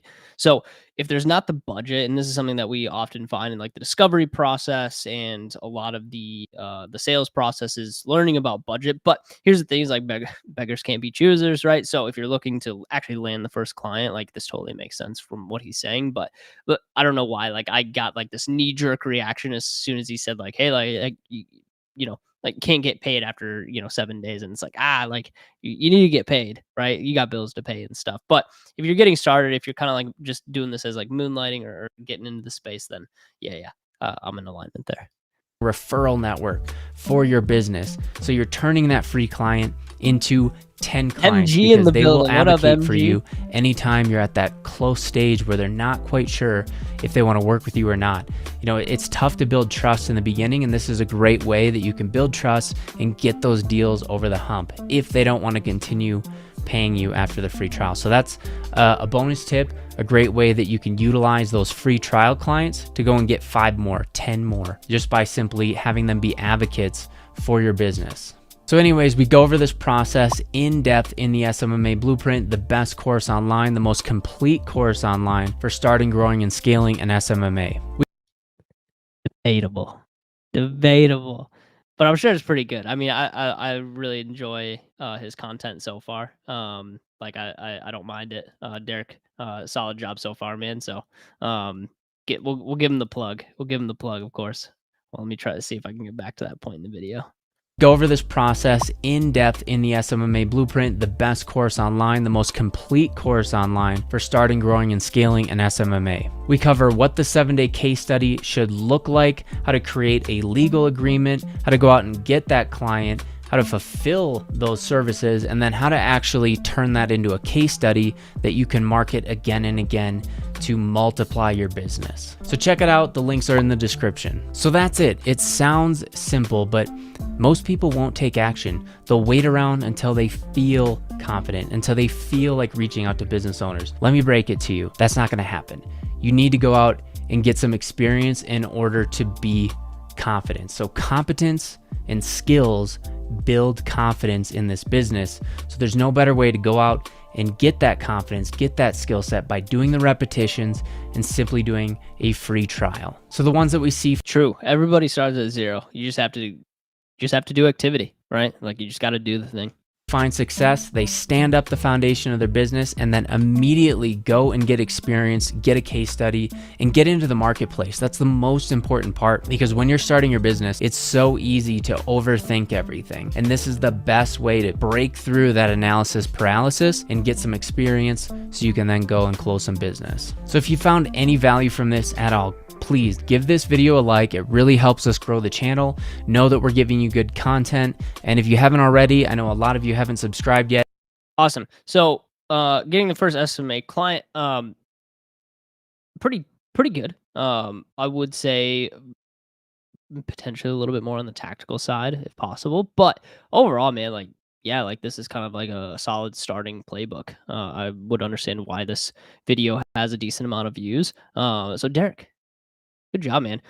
It kind of wild. I didn't think both gurus were going to pass our guru gauntlet today. Brian, I knew coming in, but Derek was kind of just a random video I threw in here. Looked interesting. I just typed SMA into the search bar inside of YouTube. So if you guys want me to review specific videos, shoot them over to me and I'll include them in our next segment on Guru Gauntlet. And I'll review ones that you guys send to me. So if there's specific ones, I'm sure I'll get some from like Iman or Joel Kaplan or those guys. So send those over if you guys want me to review other gurus' content. Absolutely love going through. But these guys did a great job. Like this content wasn't bad. There wasn't like bad information in there. All good stuff. So go give these guys a follow. Solid content from what I've seen from them so far. All right, guys, that wraps up our Guru Gauntlet segment. We move into the last segment of the day. And honestly, we're pretty freaking on time. Like, I kind of spaced this out perfectly so far. So I'm feeling good about it. Hopefully you guys are enjoying this longer live stream. Hopefully it's been some good value so far, but we're moving into the agency alchemy segment of the live stream. This is where we're going to be doing the traditional agency therapy always towards the end. So you're still, for those of you that love the 7 o'clock to 8 o'clock segment where I just talk strategically, tactically on stuff that you can implement into your agency. Well, beautiful. That's what this segment is all about. And here's the thing, guys, it's gonna be so much fun when it's like actually built out, but we're gonna do some like little videos in between to introduce each segment. It's gonna be like an actual produced show. It's gonna be fun. So we're jumping into agency alchemy, guys, and to kind of review what we chatted about last week, I want to bring this back to your attention, and then I'll put this on the main agency therapy stream board for you guys. But Kobayashi Core 3, so Hermosi has his Core 4. I think the warm audience side of things is it's just not applicable for agencies that are past 40K per month. I think you'll always get warm leads, but it's like, I don't know, not necessarily the thing that I want to talk on. So cold outreach, posting content, running paid ads. And we're on the running paid ad segment today, but just as a quick reminder, remember your cold outreach is going to get you some sales qualified leads, very few marketing qualified leads. Posting free content is going to give you a mix of marketing qualified leads, and it's also going to help nurture your audience. We kind of talked about that with Brian and his content today. And then running paid ads going to get you a lot of marketing qualified leads. It'll get you some sales qualified leads as well. But for us in the strategy that we use, we develop a lot of marketing qualified leads through running our paid ads. And that's what we're going to talk about today, is how to fill that top of funnel, how to start creating interest around your service and specifically the content that you're posting and the resources that you built. Okay. Now, as a reminder, the goal is, of course, booked calls. We always want booked calls when it comes to our lead gen strategies, because if we don't get booked calls, then we don't get sales calls. And if that's the case, then it's really hard to grow a business. So the goal is, of course, to get booked calls, not just generate interest in what we do. And for that to happen, we have to cast the widest net possible to create as many qualified opportunities as we possibly can, right? And this is the kind of the bucket that we've talked about with Kobayashi Core 3. Your cold outreach going to get you a lot of no's. Okay, you're going to get a lot of no's through cold outreach, but every once in a while you're going to get a yes for a booked call. So the key here is going to be the volume play. Posting free content is going to generate a lot of interest, and it's a great way to nurture people. And these people aren't paying us, but they are giving us their time, and time and energy is a invaluable asset to entrepreneurs and to people in general. So the fact that they're even interested in what we do is a great way to nurture them. And this just takes some time and consistency to continue to nurture that middle of funnel. And then lastly, we have the running paid ad side, which is going to generate some interest into our top of funnel, and hopefully they get into our ecosystem and we have a good nurture sequence, and we provide them a ton of free value. And this is even something that Hermosi talks about all the time, is providing a ton of value, building that trust. And as you guys know, the only way to earn a sale is if we build enough trust and build enough leverage in order to pull someone into a converted sale. It's the only way we can do it. So we're going to start doing that before we even have phone calls or phone conversations with them. And every once in a while from our paid ads, we're also going to get some book calls, but it's going to help us fill that top funnel. And we do this mostly through lead magnets. And that's what we'll talk specifically on today. Does that sound good to you guys? Thumbs up, thumbs up, thumbs up. Okay. Felix said, this is what I've been waiting for. Yeah, man, this is the good stuff right here. The tactical soup. All right. Let's go ahead and jump in. So, guys, we do have some pros and cons to running some paid ads. So let's jump into that first. So pros, of course, is that reach is guaranteed. So we put $1 in, we're going to get a certain amount of reach. That is guaranteed through these platforms. And specifically, we're talking more on the Facebook side of things. We don't run a lot of ads outside of Facebook currently, but when we start to do those things, which will be coming in the pipeline at some point in time, but with Facebook, reach is guaranteed. Like if you put $1 in, you're going to get some reach out, right? So just know, like, the pros of this is like, hey, we can pull this lever and we can get as much reach as we need as long as we have the money to put in. Also, you can get in front of people who don't even know you exist yet, which is why I love paid ads. Is like I can put our content, our resources, our trainings in front of people by just putting $1 in a machine, and a person that exists on this earth that didn't know I exist now knows that I exist, which is great. Okay.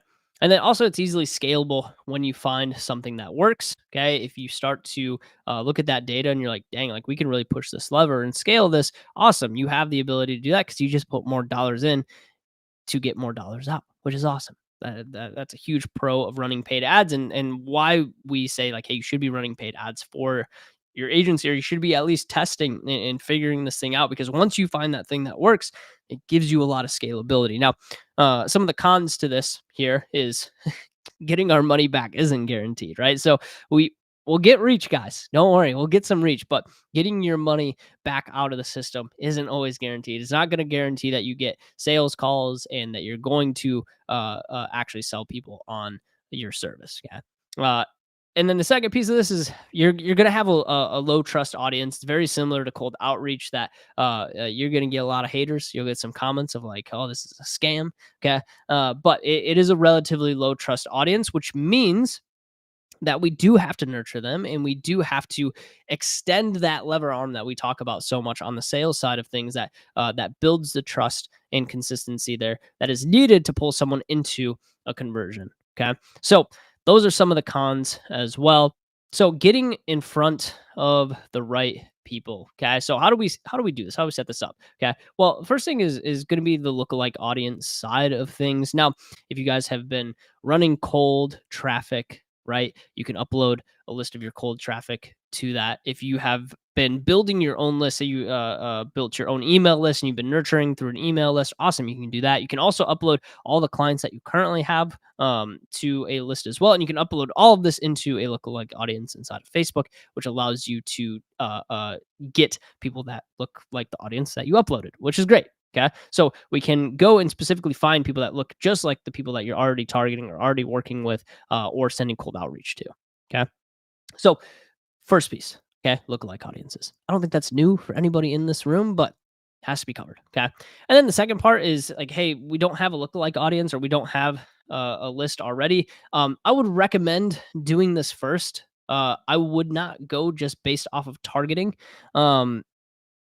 It's a little bit more risky to just do this based off of targeting. So build this lookalike audience list first. Once again, you can do this through, scraping your cold email list, your current list.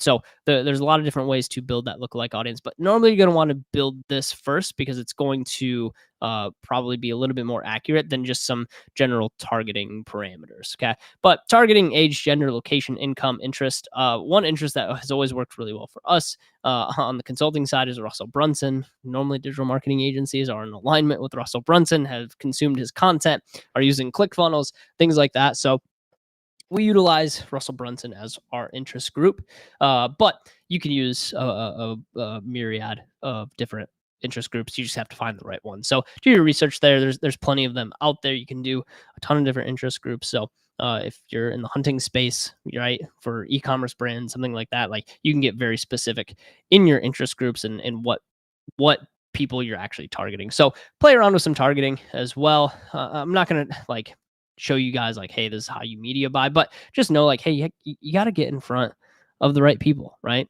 And this is the best way to do it. Lookalike audiences and targeting. Our ad structure is relatively simple, guys. So when you guys are running your first paid ads, this is it. This is the breakdown: hook, call out, problem, solution, call to action. Okay. Now, caveat to this, guys, stop copying everybody in your niche. If I see another Cole Gordon lookalike ad come across my Facebook or Instagram, I'm going to flip a shit. Okay. Stop copying people inside your niche. Okay. This is the number one mistake I see with people creating ads, is that they're looking at someone in a very similar space and they're creating ads that look identical to everything that is going on currently. So stop creating and copying people inside of your niche. For your ad creatives, you are shooting yourself in the foot and you're losing trust with people because you sound like every other marketing guru in the space, every marketing person in the space. You have to come up with creative ideas. Now, how do we come up with creative ideas? Because here's the thing, is I'm horrible at this. I'm so bad at making ideas just on my own. And so what I do is I go to adjacent niches that aren't necessarily to me. My favorite person in this space right now that is making ad creative is actually a brand called Yoga Body. It is my favorite ads in the space currently. I've taken a few of what they're doing and implemented it into our ad creative. It's been great. So find people that aren't related to your space at all. Like I'm getting ideation from someone that owns a yoga company, right? And they sell like a yoga course. That's who I'm getting my idea generation from right now. So don't go into the people that are doing something similar to you or identical to you. Okay. Just because they're doing it doesn't mean it's working well. Right. So create your own ideation, bring it from people that aren't affiliated with your space. There's some really creative people out there. Okay. Utilize some of those ideas and bring them into your own niche. Okay. And then you'll have people copying you. Okay. So go to that adjacent niche and reformulate an ad structure that resonates with you. Okay. So here's some of the ads that we are running currently. And this is one. This is for our template pack, our agency template pack. This is a ClickUp template that you can download directly into your business. It's really simple. But let's look at this ad real quick.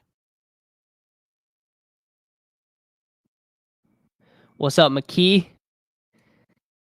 Alex McKee. All right. So let's listen in to this real quick. Bad news. Look at my agency systems. You don't even have client contract dates in here, and there's no place for any of your clients' assets. And where are you housing your internal comms right now? Yeah, it's bad. I told you before, check out Hydra's client template pack. Listen, you're a seasoned agency owner. My agency is in a totally different spot. Yeah, but look, I used to be stuck in a similar spot, just like you.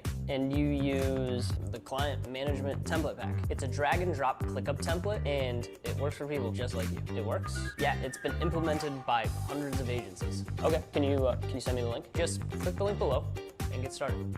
All right, so that's the ad that we're currently running. Let's take you through it real fast, okay? We'll kind of stop, okay? I don't know why it mutes every time. That drives me nuts, but bad news. Okay, so bad news. Look at my agency systems. Hook, okay? Hook, right? So bad news. Look at my agency system. So if you're an agency owner and you hear bad news, chances are you're going to continue to watch, right? Okay. After that, we go into, you don't even have client contract dates in here, right? So we're calling out, okay? We're calling out one agency owners and then moving into the problem. So the hook and the call out are in the same sentence pretty much. So, hey, bad news. Look at my agency systems, right? So calling out agency owners in general, not directly, but we are calling out agencies, right? We introduce the problem, okay, which is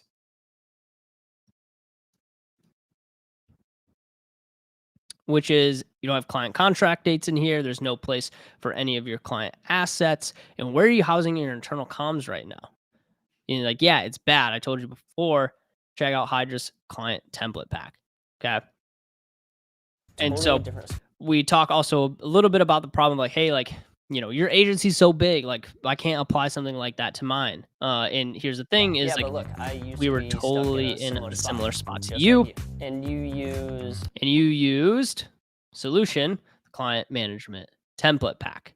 Okay. And then from there, we have a call to action at the end. Click the link below, get the client management template pack. So hook, call out, problem, solution, call to action.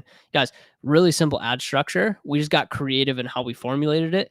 Yoga Body did something very similar to this. It was a very similar format where one person was talking to the other. I liked the format a lot. It got a lot of positive feedback in the comments. And so we ran it. And here's the thing is it took off. And this is the ad that we're utilizing right now. That's getting us about $1.20 to $1.30 cost per lead. Okay.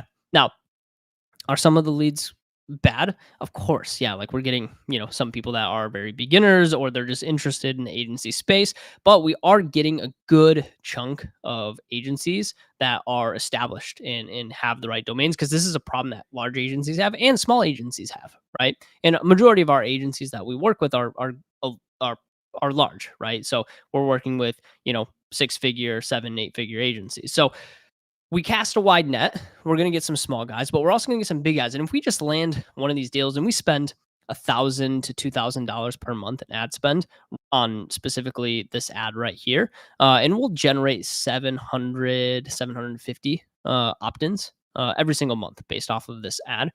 So those are leads generated.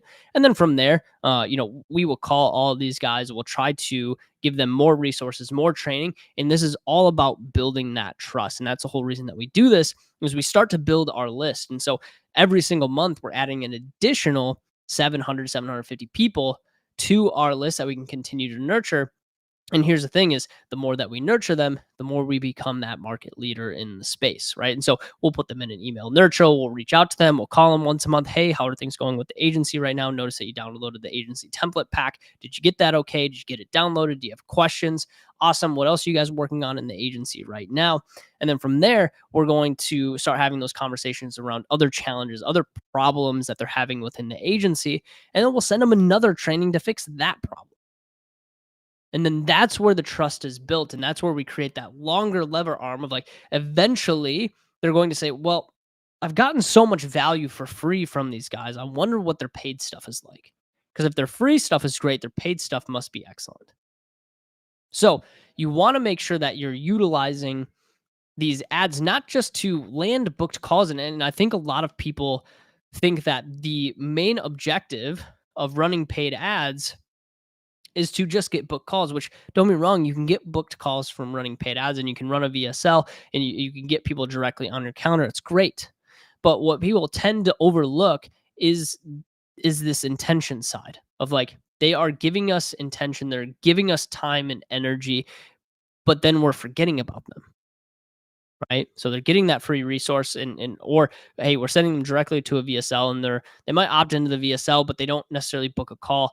And then they just don't go anywhere after that. And we have all of these opt-ins, all of these leads that we're not continuing to work. And it is a long-term game that we're playing. But at least they have a place to go to get them to their next goal, right? And even if someone comes in super early, it's like we won't work with agencies that are doing 10K per month. It's just not the problems that we're looking to solve as a company, right?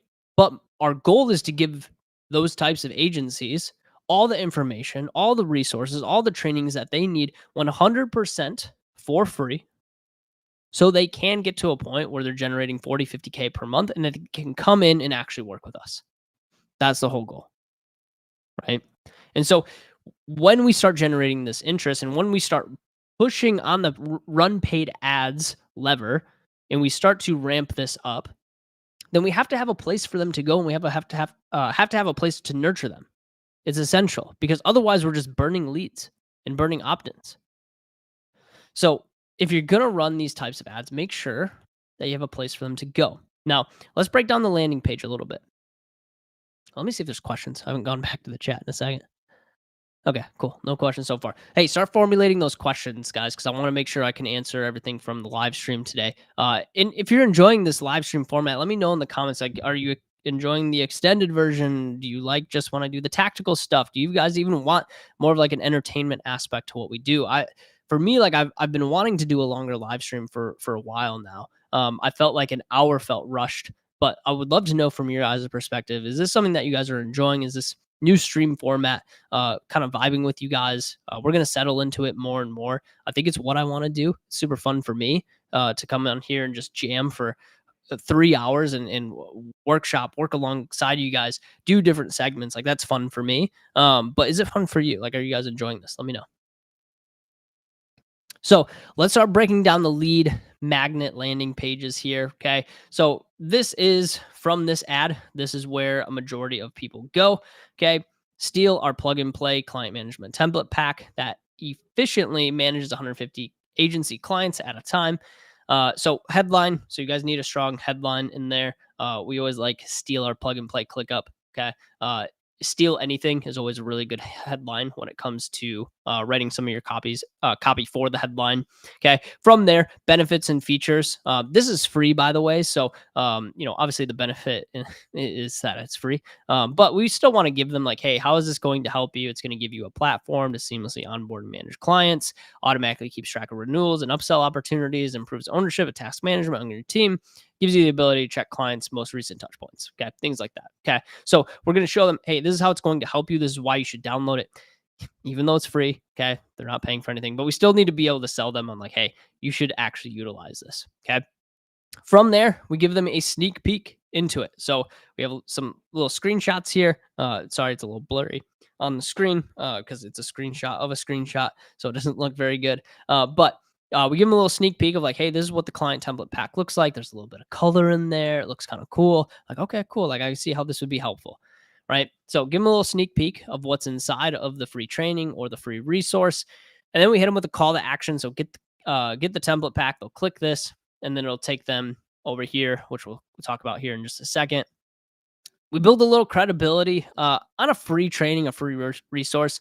I would consider this optional, but really helpful when it is a paid resource. And we give a little bit of credibility, like, hey, why would you listen to us? Talk about our multiple 7-figure agencies that we've run, working with clients in the Fortune 100, right? These are all things that our team has done. Okay. So we build a little credibility through this little picture of us having fun at our last Hydra Council event, all that good stuff. Okay. From there, okay, they click on that link, they get the download button to the client management template pack if they put in their email name and phone number. Now, here's the thing. There's nothing keeping someone from giving me a fake email address or fake phone number. We get those from time to time. That's going to happen. Okay. We get some shit leads. That happens. That's part of the process. But there are people that give us the real information with really good agency domains and people that we can reach out to. And this is effective across any niche that you guys are working with, as long as the training or the resource is good enough for them to download. If your trainings or your resources are shit, nobody is going to download them, right? So you have to have something that is going to hook people in, is good enough to deploy inside of their business and for them to actually use. So take your time in developing these trainings and these resources, right? Because as you could tell here, like, there's nothing special about our landing page here. Relatively simple, very marketing-esque, okay? Nothing too crazy as far as the design goes. Very simple, very easy to navigate through, okay? But the resource that we're giving them is actually fixing a problem within their agency, their organization, how they're communicating with their team internally, how they're keeping track of contract dates and when renewals are going to happen. Like, these are pain points that we see all the time inside of agencies. So we design something that is going to fix that problem. And we could specifically fix a problem and give it away for free. You're trading free value for essentially their contact info, which is how you start to get in contact with them, how you nurture them, how you get in contact and give them a ring and make sure that they have the template pack, they understand it, and then be able to give them any other resources that would be helpful for them at that time.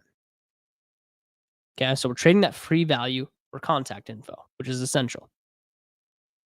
Okay, if you're just giving it away for free, you're just wasting money. Okay, and if you are not reaching out, if you're not reaching out to these people after they've opted in, or you don't have a sales team to do this, then also going to be a waste. So make sure you can actually have the ability to call these people.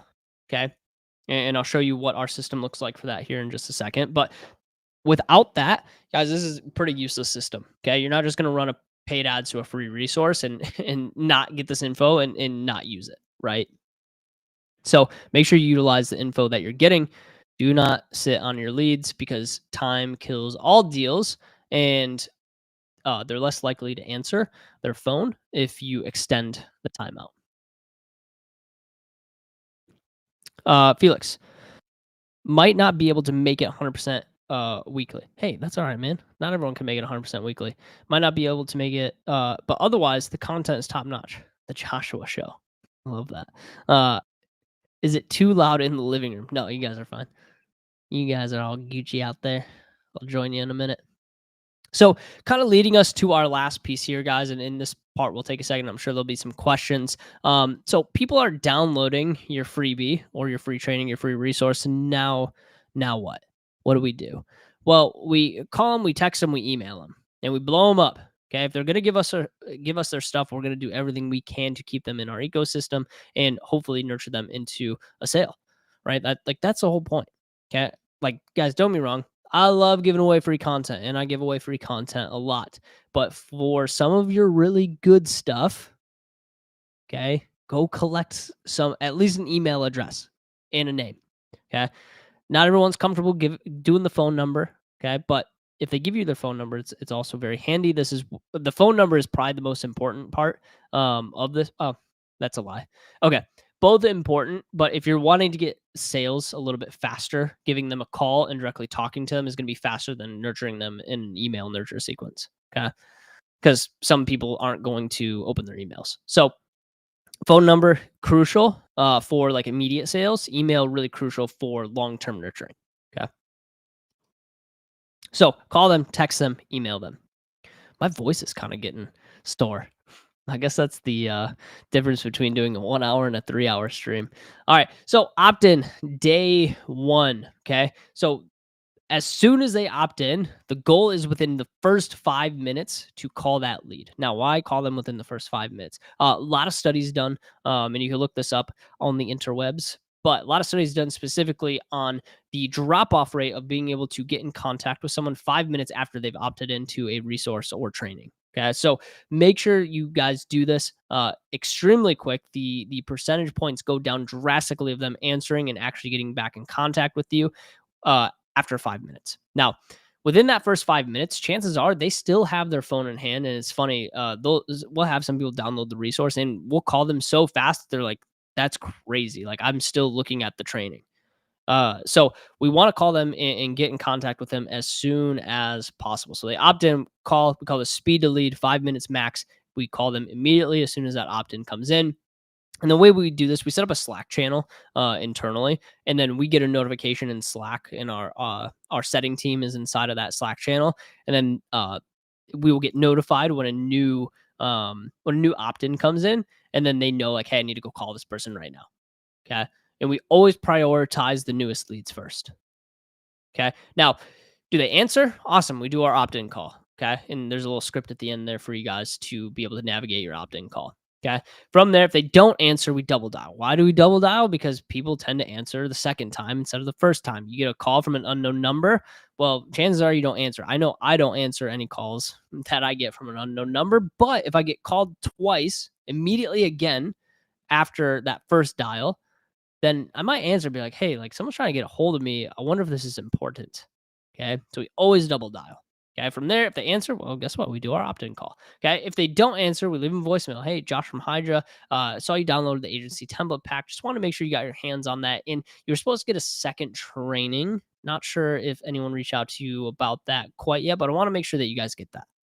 Okay. We're leaving that those little breadcrumbs at the end. Okay. And that voicemail becomes really important because they're going to be like, second training. Well, this one's really good. Like, I want that second training. So I'll give them a call back. Right. And we'll get those calls back sometimes. Okay. Or they'll email us or text us. Okay. After that, we'll send them a little text message. We'll send them an email. And then we'll call again within the first 2 hours because, guys, we have to be bullish on these people answering the phone. Okay. So if they don't respond, we call within the first 2 hours again. And then we wait for a response. Okay. Now, if you guys want some scripts, I'm not going to read all through these scripts, but these scripts have become very handy for our setting team. Everything from your script on the first 5 minute or the first call with them, the voicemail that you leave, the text, and the email. Okay, so the text and the email are the exact same. I don't know why this says send twice. This is just going to be one send. There we go. Fix that. But same exact thing going out. We just want to make sure that you got access to that. And that usually generates a response for us. Now, if that doesn't generate a response, well, then we got to go to day 2. Okay, which is just going to be an email. Normally give them a little bit of space. We don't want to be overbearing in the outreach side of things. But day 2, we're going to shoot them an email and wait for a response. And the subject line here, really important. Did you get it? ? Hey, Josh, just want to make sure that you got the client management template pack. Also, did anyone on our team reach out to you about the second training you were supposed to get? Okay, so there's that little carrot once again around the second training that they were supposed to get. Okay. After that, we're going to go into follow-ups day 3. We're going to call. Once again, if they don't answer, we're of course going to double dial. If they answer, opt-in call. Okay, voicemail. Okay, very similar to the first voicemail that we send. And then a text message. Okay. And the text message is just going to be their name. Okay, first name ? Okay, because we've already texted them once, so they know that we've texted them. And we'll be like, Josh. And then on the voicemail side, okay, this is day 3. We're going to take a very lost person tone. This is something that I picked up from Jeremy Miner when it he talked a lot about this when he was doing door-to-door sales, and he used to sell solar, and he would walk door to door, he'd knock on someone's door, and he would like stare up at the roof, and the people would come out, and he would act very lost, like, hey, are you guys the owner of this house? Okay, very similar lost person tone, because that lost person tone is going to create some curiosity. So we're gonna kind of seem like we're a little lost on this voicemail, like, hey, I don't know if this is the right person, but I'm trying to reach Josh. Uh, I think I'm at the right place here. If you wouldn't mind, give me a text back or ring back when you can. That'd be great. Thanks. So we're just gonna act a little lost in that tone. Gonna create some of that curiosity and hopefully get that dial back or text message back or email back. Okay. So gonna try and seem a little lost there. Elicit some of that curiosity. Okay. From there, we're gonna wait for a response. We're gonna give day 4 a little bit of a break here. So nothing in day 4. In day 5, we're gonna send them a quick breakup email, and then wait for that response. And then we're gonna move them to a long-term nurture sequence. Unless they ask to get removed from that sequence, we're gonna move them probably into our email list, which is our long-term nurture sequence. But this is my favorite one. Sending help is the subject line. Hey, first name, thought I would send a life raft your way as it appears you're drowning in the day-to-day. So, and this is literally a link to an Amazon link for a floating life raft. And then if you ever get back to shore, let me know and we can send you a training on how to win some time, some of your time back so you don't get lost at sea again. Okay. Been an effective email for us so far. Really solid one for a long-term or a kind of like a breakup email. We'll get some responses, but here's the thing is like, if they haven't reached out to us by now, chances are they're not going to reach out to us anyway. So we're going to kind of take our last shot. It's not like aggressive or what I would consider like off-putting in any ways. Like, I don't think this is an off-putting email, but it is kind of like my last ditch effort to try and elicit a response from someone. And then we'll move them to long-term nurture. And then we might, give them a ring like on a slower day. Like, if we're not getting a lot of opt-ins, we might double dial them again, send them a couple text messages, things like that at a certain point. But normally we're going to give them, 30 days after this to reach back out to them. And that's it. Guys, that's the sequence, okay? That's how we run our paid ads currently. We actually don't even run a VSL right now. At some point, I think we're going to bring it back. But like for us, we're building that top of funnel right now. We're giving away free training. We're nurturing. We're building our contact list. And we're casting a really wide net right now. And I'm just showing you guys what we're doing internally at our business. This is what is working for us right now. This is what we're doing. Doesn't mean that this is how you have to do it or that you have to do it at all. This is just the approach that we're taking. It's very value forward. It's very long term. We do get calls from this, but we are nurturing a very large list of people right now. So, and this is how you can also build out a really strong email list. What questions you guys have? Thanks for sticking with me, by the way. It's been roughly the same amount of people here the whole time. But what questions you guys have on like the ad side of things? Now, I'm not a media buyer by trade, so don't ask me about how to run these campaigns inside of like Facebook or whatever. That's not my jam. That's my partner's jam. That's what he does. Shout out to Nicholas Kirchner if you're on the stream still. What up, Doe? Hope you're doing well, buddy. But on this side, like I guess like the tactical side of it, like I understand that, but I'm not gonna be able to be like, yeah, like here you should be expecting this type of, cost per lead, or if your cost per lead's too high, this is what you need to do. I just don't know.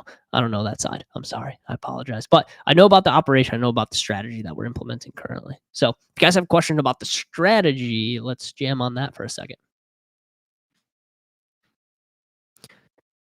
I'm almost done.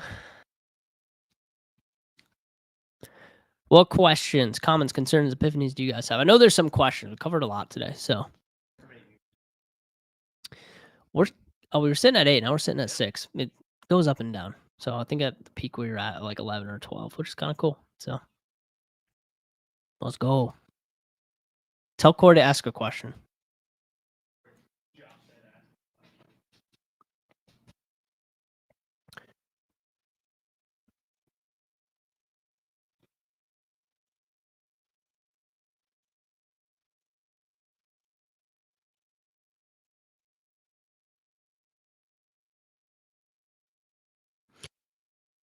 Questions. Come on, team. Let's roll. Let's roll through some. You guys got it figured out. There we go. Felix with one. Let's get it. All right. Do you know the average cost per lead for that package? Yeah, it's on the thumbnail. So about $1.27 cost per lead that we're getting right now. It does fluctuate up and down a little bit. But on average, we're sitting right about there. Once again, some of those leads aren't like the best leads, but we do get a lot of great leads from that. Like if you go through and the best way to segment that is going to be through really domain, email domain. So you'll get a lot of like at Gmails or at Yahoos or whatever, at Hotmails. Those are normally not going to be the best leads because like those are people that are probably just like interested in the space. They might be freelancers. They might be looking to jump into the agency side of things. I'm looking for like the custom domains. Those are when I flag those leads and I say, hey, we need to contact these people a lot and try to get on the phone with them. Those custom domains of like, agency.co or, whatever it is. Those are the ones that I'm going to call a lot and I'm going to email a lot. Felix. Sheesh. Good one. Yeah. So, I mean, we found a really good resource training. Some of our other ones have been a little bit higher, $2-3 cost per lead, which still is pretty decent. But you got to make sure you're getting quality. I posted this and Nick Shackelford was like, dude, you're getting junk leads, bro. I'm like, dude, I promise we get some really solid ones. I literally just called an opt-in literally right before the stream, and we booked a discovery call with them doing 170 clients, roughly $2 million in revenue per year, and booked a discovery call with him. So relatively simple to filter through those leads and pull out the really good ones. Who's the next guest? No guests lined up currently. For the podcast, so Daily Ops Boost, we're bringing that back in the new year, which I'm really excited about. But a couple people that are on my radar currently, Ashton Shanks will probably be interviewed sometime either in the new year. We'll see if we can squeeze it in before Christmas. I don't know if we'll have the time, but Ashton, I'm sure at some point, Eddie Maloof, Corey as well, Corey Jackson, who is my sales manager and also part of a lot of awesome organizations like Bad Marketing and those guys. So a lot of people in that internet marketing circle. I am looking to expand outside of like the internet marketing space a little bit with some of the guests that I interview. So just be on the lookout. I'll let you guys know when the new interviews are coming through.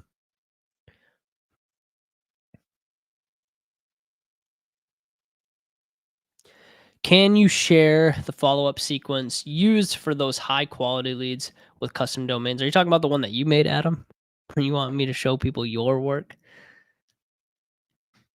Adam, come here.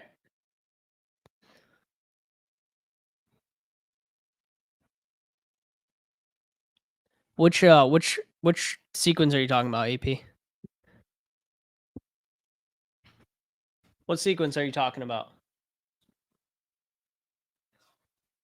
Which 5-day? The one I just covered?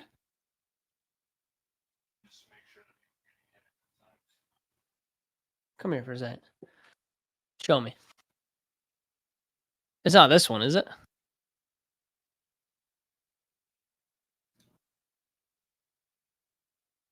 Or are you talking about the one that Adam? Just like, I guess I just meant more like making sure stuff doesn't like slip through the cracks. Like maybe as lead volume goes up, like how to manage all of that stuff. I don't know if we have. Do we have that laid out in a mural board? I think so. But if you had any best practice. Okay, just to make sure no one leaks out. Yeah. Okay. Yeah, I can definitely cover that. As far as the follow-up sequence goes on this, guys, on the high quality lead side, really, I mean, this sequence is going to be crucial. If you haven't gotten a discovery call with them, make sure you're calling them a few times within the first 5 days. Essential. Make sure you're emailing them, texting them a few times within the first 5 days.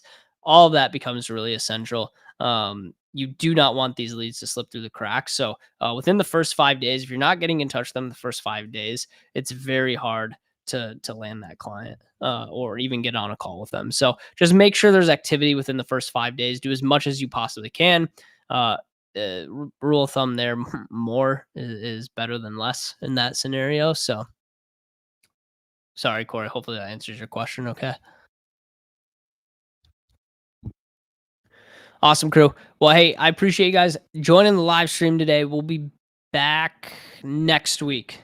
Similar stream format. We're going to do another long form stream. I have the time to actually prep for it now and continue to do high level content. Working on it, right? It's like live streaming is not an easy thing to do at all. So hopefully you guys enjoyed today. I'm going to continue to get better at this, continue to pour into the craft of live streaming. I enjoyed this. This has been fun for me. It's been fun to do some new content segments as well. So hopefully you guys enjoyed it. If you're new here, please subscribe to the channel. I would appreciate it. Helps us reach more people. Leave a like on the video as well. I appreciate you guys.